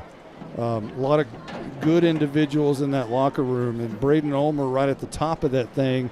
You can't have anybody better in the locker room than Braden Ulmer. And not only that, but lead by example, you know, how to do things right, how to give the effort when you're down by 50. Having Braden Ulmer at the top of that food chain is just so important to have that kind of kid. Yeah, you just kind of hope those guys, those freshmen, are kind of paying attention to that, kind of soaking all this in, and again, they're playing against one of the top 10 teams in the state of Texas in D2, 3A D2. And classy again. We saw this last week from Gunner. They turn and stand to the crowd and do all that, and just kind of a tip of the hat to the Howe Bulldog faithful, and great examples over there from the opponent Bells, and they're led by one of the classiest guys in the business, Dale West, and Howe, of course, led by one of the classiest guys also in Lance Bryan. And we got a taste of the very first appearance by the Parker Bryan era, and he'll be the running back of the future here in Howe for 3 years beyond this one. So this is the start, and they'll look back on this 3 years from now and I say, remember when you got called up and we got our butts kicked 63-14, but here we are now in a different situation, and you hope that's the case going forward. And 3 years from now, you're talking about playoffs and things like that, but you cut your teeth on a team that was, let's face it, this is a 3-5 team, and as Bill Parcells always said, you are what you are. Now, when you're playing Bells and Gunner back to back, that's a pretty tall order to live up to that moniker. But tip your hats to the Howe Bulldogs. They came out and played a better second half than they did the first half, and that's a positive sign. Yeah, they did that. And again, you think about this Howe Bulldog team from last year that endured those 0-10 seasons. They were a young team back then, 2 or 3 years ago, and they had to kind of take their lumps, and they were able to be rewarded with at least going to the playoffs last year. You kind of hope that maybe, hopefully you don't go through 0-10 seasons, but you may have some growing pains like that, but hopefully it pays off, as you said, the next 2 or 3 years with some success, maybe some playoffs. A lot of it depends on the snapshot, too, that's coming up this week. And absolutely. If Howe can remain in Division II, well, that you would think give them a better opportunity for the playoffs. However, if Bells and Gunner are going to remain in your district, maybe 3A Division I doesn't look so bad. Yeah, it's like, do you go from Bells and Gunner to Mineola and Winsboro, or what do you do there? So. Yeah, it's tough either way you go, but one thing's for sure, Howe's got a good program. They've got the right coaching staff in place, and I think they're getting maximum out of what they have right now. And what they have right now is not very many seniors. And they've got a good JV team that a lot of freshmen have now departed from and made their way to Friday night. And it's got to be exciting night. No matter the score, I know this is a big night for Coach Bryan, the dad. This is a big night for him. And you probably have some advice for him, having to watch a well. Player, I think he's playing it very well. Right. Playing dad when you're not in football, and you never get those chances back. Maybe you do things differently as a dad if you have that experience, and but being able to turn it off and not be coaching all the time is a big deal. And it's very important. And there's some things that, I could have done better as a dad and as a broadcaster and somebody who's so involved. And but I tell you what, it's an exciting night for Coach Bryan. And regardless of the loss, I know he's over there with his son. And all I can say is soak it up, because it goes fast. It goes really, really fast. And you never know sometimes when the helmet comes off for the final time. Sometimes you don't get that opportunity. You think it comes off later than it's supposed to. You think it's going to come off at a certain time, and it doesn't. And that's the hardest part as a coach or a parent. And, it's got to be tough. These coaches, they say goodbye to a crop of seniors every year. But at some point, when you coach your son, you say goodbye for good as that player, and that's a tough thing to do. So I think we're going to go into our Texas Land and Home Team post-game show. I think we're already in it, actually. The scoreboard's off. Let's take a quick timeout, regroup, and kind of talk about this, wrap up this broadcast at 63-7. We'll go over the highlights, lowlights, and all things in between. That's 63-14, I'm sorry. Give them the extra touchdown. We'll be back in a moment. This is more than a bundle. This is way more than a combo deal. It's your sanctuary, your home field. It's where everything happens. This is your home, your car, your memories. And you want to be sure they're protected with home and auto insurance. As your State Farm agent, I get it. That's why I'm here to help life go right. My name is Ed Meacham, and I'm your Howe State Farm agent. Give me a call at 903-892-3923 or on the web at mredinsurance.com.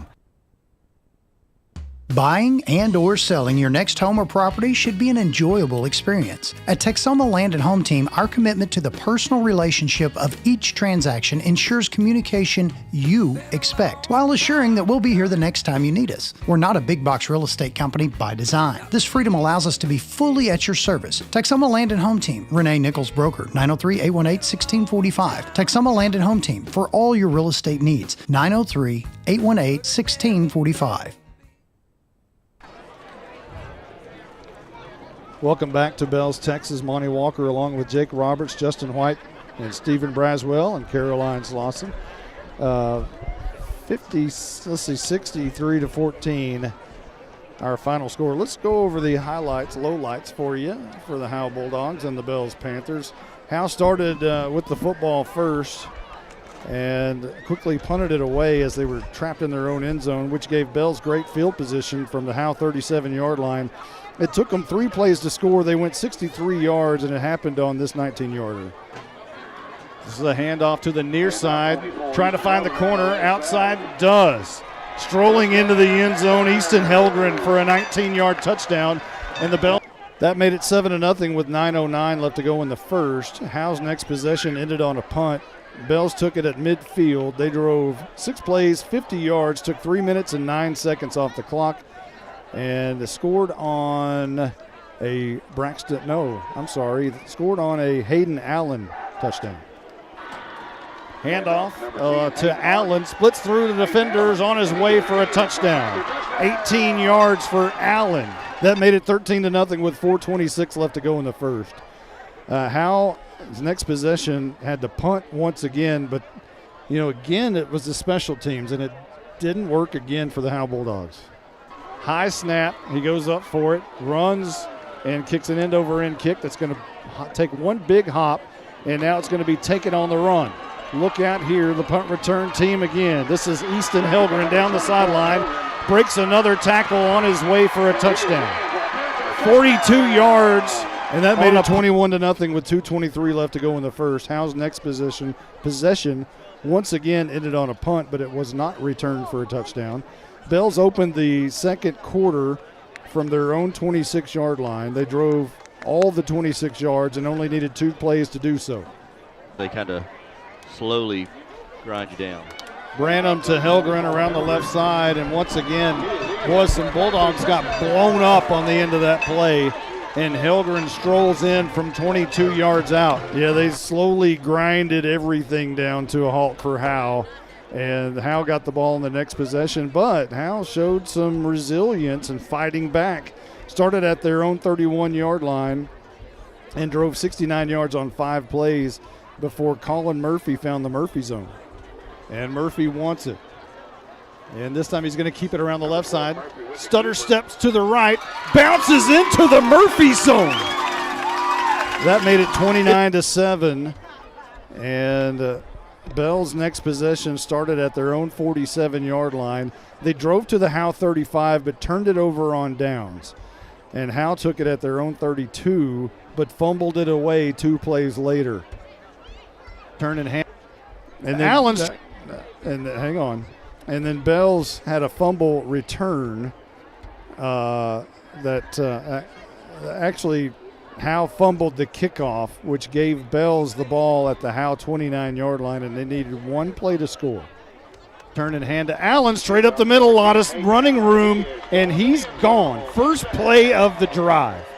29-yard touchdown by Branham. They also completed a 2-point conversion from Branham to Robertson, which made it 37-7 at the 3:57 mark. So catch this, 3:57 mark is when they scored that touchdown. Bells once again took the ball at their own 45-yard line, needed one play to score. Keep in mind, they scored at the 3:57 mark. Here's the one play. The dealer handing once again. This one's going to be Helgren breaking out of tackles, headed to the house. 10-5, kiss him goodbye. One play, 45 yards. And somehow they upped the score there to 44-7, but somehow they gained a minute on the drive. I don't know how that happened, but they scored at 4:41 on the clock. And then Howe got the ball back at their own 30 and had to punt again, gave it to Bells at their own 47. They drove all the way to the Howe 14-yard line, tried a 31-yard field goal attempt by Wright, but it was wrong. And our halftime score was 44-7. Moving on into the second half. Bells started with the football from their own 31-yard line, and then once again only needed one play. The right side, a lot of speed. Helgren again looking for another touchdown down the sidelines, dancing down the sidelines, and look out. All alone to the 10, to the 5, raises his left arm as he prances into the end zone. That made it 50-7 with 11:11 left to go in the third quarter, first play of the third quarter. And then Howe took it again and had to punt. Bells took it at the 8:51 mark at midfield. They had a fumble, which was recovered by the freshman Bryce Piper. Howe took it at their 49-yard line, but Murphy was intercepted by none other than Helgren, who had the night of his life tonight. Bells took it at the 19-yard line at their own 19, and they drove all the way down to the 6-yard line and got a touchdown from Reeves on the 8-hole reverse, which is so famously known here in Bells, Texas. 56-7, they led there at that point, gave it back to Howe, tried to make something happen, turned it over on downs. Bells took it at the Howe 34, needed 2 plays to score. Hand off to the near side. Reeves again cuts it up to the middle of the field, sprinting towards the pylon. He's in. Touchdown Bells. They head over the 60 mark. That made it 63-7 with 5:56 left to go in the game. Howe was not done, though. They fought and got a big run by Braden Ulmer, got a big run by Murphy, took it to the 1-yard line as Murphy almost took it in himself, but that set up a Braden Ulmer touchdown. Handoff Ulmer, left guard, flag down at the 1. Howe's in the end zone, and the official who threw the flag raised his arms in the air. It's going to be against Bells. So with that, it's touchdown time in Texas. That's a way to finish highlights right there with the touchdown time in Texas. Our final score, 63-14. Bells takes it tonight. They are ranked in the top 10 for a reason. They are really, really, really good, as all Dale West teams are. They're really, really good. So our final again tonight, 63-14. Justin White, let's talk about this a little bit more before we wrap it up. It was about what we thought it was.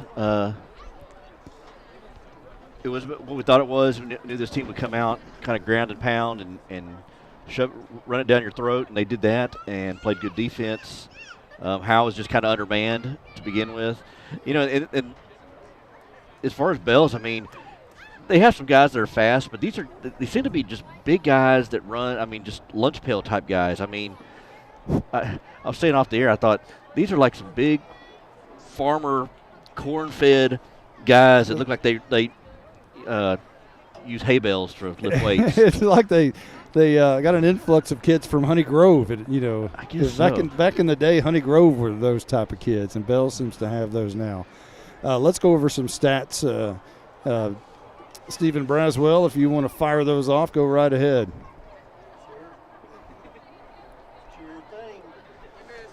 Well, are we on? I cannot. Is your battery okay? There we go. Just hand him a headset there, here. Justin. Somebody's firing up some charcoal. Okay, can you hear me? We got you. Got me, man. Okay, so the Bulldogs, they ended up with a total of 115 yards. There were 27 rushes for 112, which is 4.1 average. They were 6 out of 10 for passing, actually, but that just resulted in 3 yards. Penalties. I know there was a few games where we had a lot of penalties, but once again, like last week against Gunner, we've knocked our penalties way down. Only had 4 penalties today for 38 yards total. So some of the individual stats, Colin Murphy had 10 rushes for 58 yards with 1 touchdown. And I think one of those was a 52-yard scamper. So Braden Ulmer had 11 rushes for 49 yards and a touch. And Parker Bryan, in his debut, had 6 rushes for 5 yards. As we mentioned earlier, Colin Murphy actually had 6 out of 10 for 3 yards and 1 interception. On the Bell side, Bells ended up with 19 first downs. They had 454 yards rushing. 48 rushes for those 454, which comes out to about a 9.5 yard per carry average. The leaders are Easton Helgren, 8 rushes, 182 yards, and 4 touchdowns. Hayden Allen, 10 rushes for 86 yards, 2 touchdowns. Blake Reeves, 4 rushes, 52 yards, 2 touchdowns. Easton Branham, 5 rushes, 43 yards, and a fumble. Bryson Thompson, 8 rushes, 40 yards. Jackson Brown, 10 rushes, 38. And Bryson Wright, 1 rush for 2 yards. They did attempt 1 pass, which was incomplete. That it? That's it. All right. Jake Roberts, any final thoughts on this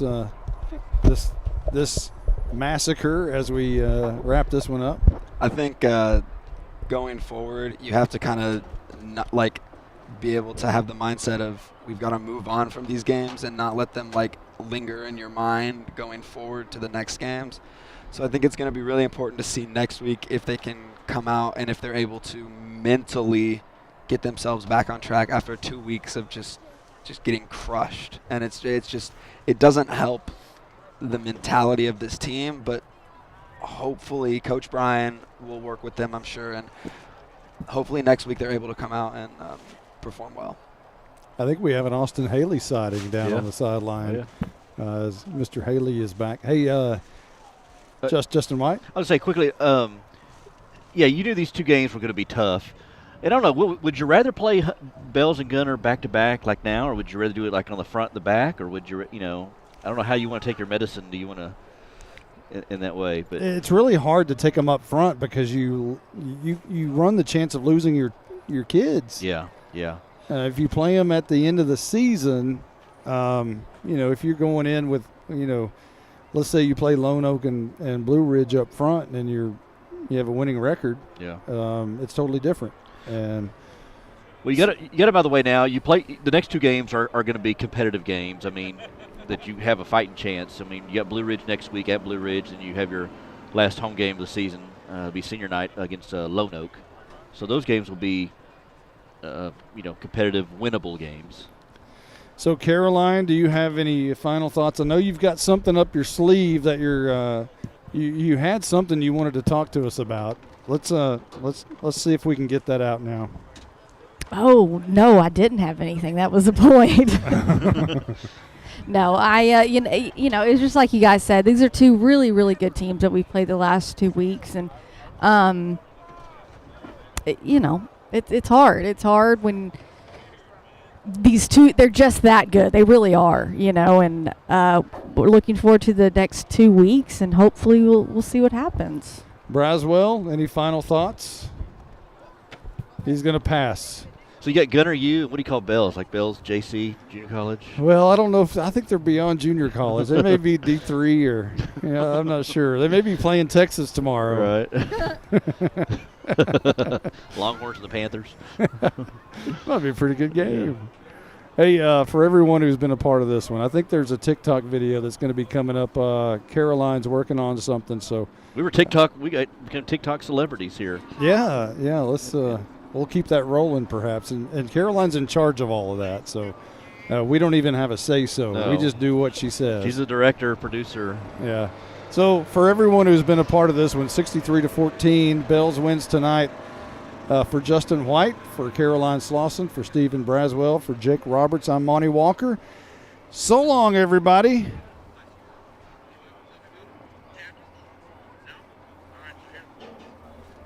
Home Realty Team post-game show. How Bulldogs Football is a product of Studio 42. The full replay of the game will be available within minutes on the same link on YouTube and HowEnterprise.com. How Bulldogs Football is brought to you by Scoggins Funeral Home, Baker Air Conditioning and Heating, Independent Financial, GC Easy, Sonic of Howe. Also brought to you by Corey Hernandez State Farm, Rapid Electric, Brother Plumber, Attorney Micah Belden. Also brought to you by Howe Athletic Booster Club, Michelle Carney Photography, HIT, Roof and Exteriors. Also brought to you by Ed Meacham State Farm, the Llama Realty Group, TechWave, Knight Furniture, All-In Custom Gutters and Christmas Lights, Texoma Land and Home Realty Team. Turn out the lights. The party's over. They say that all.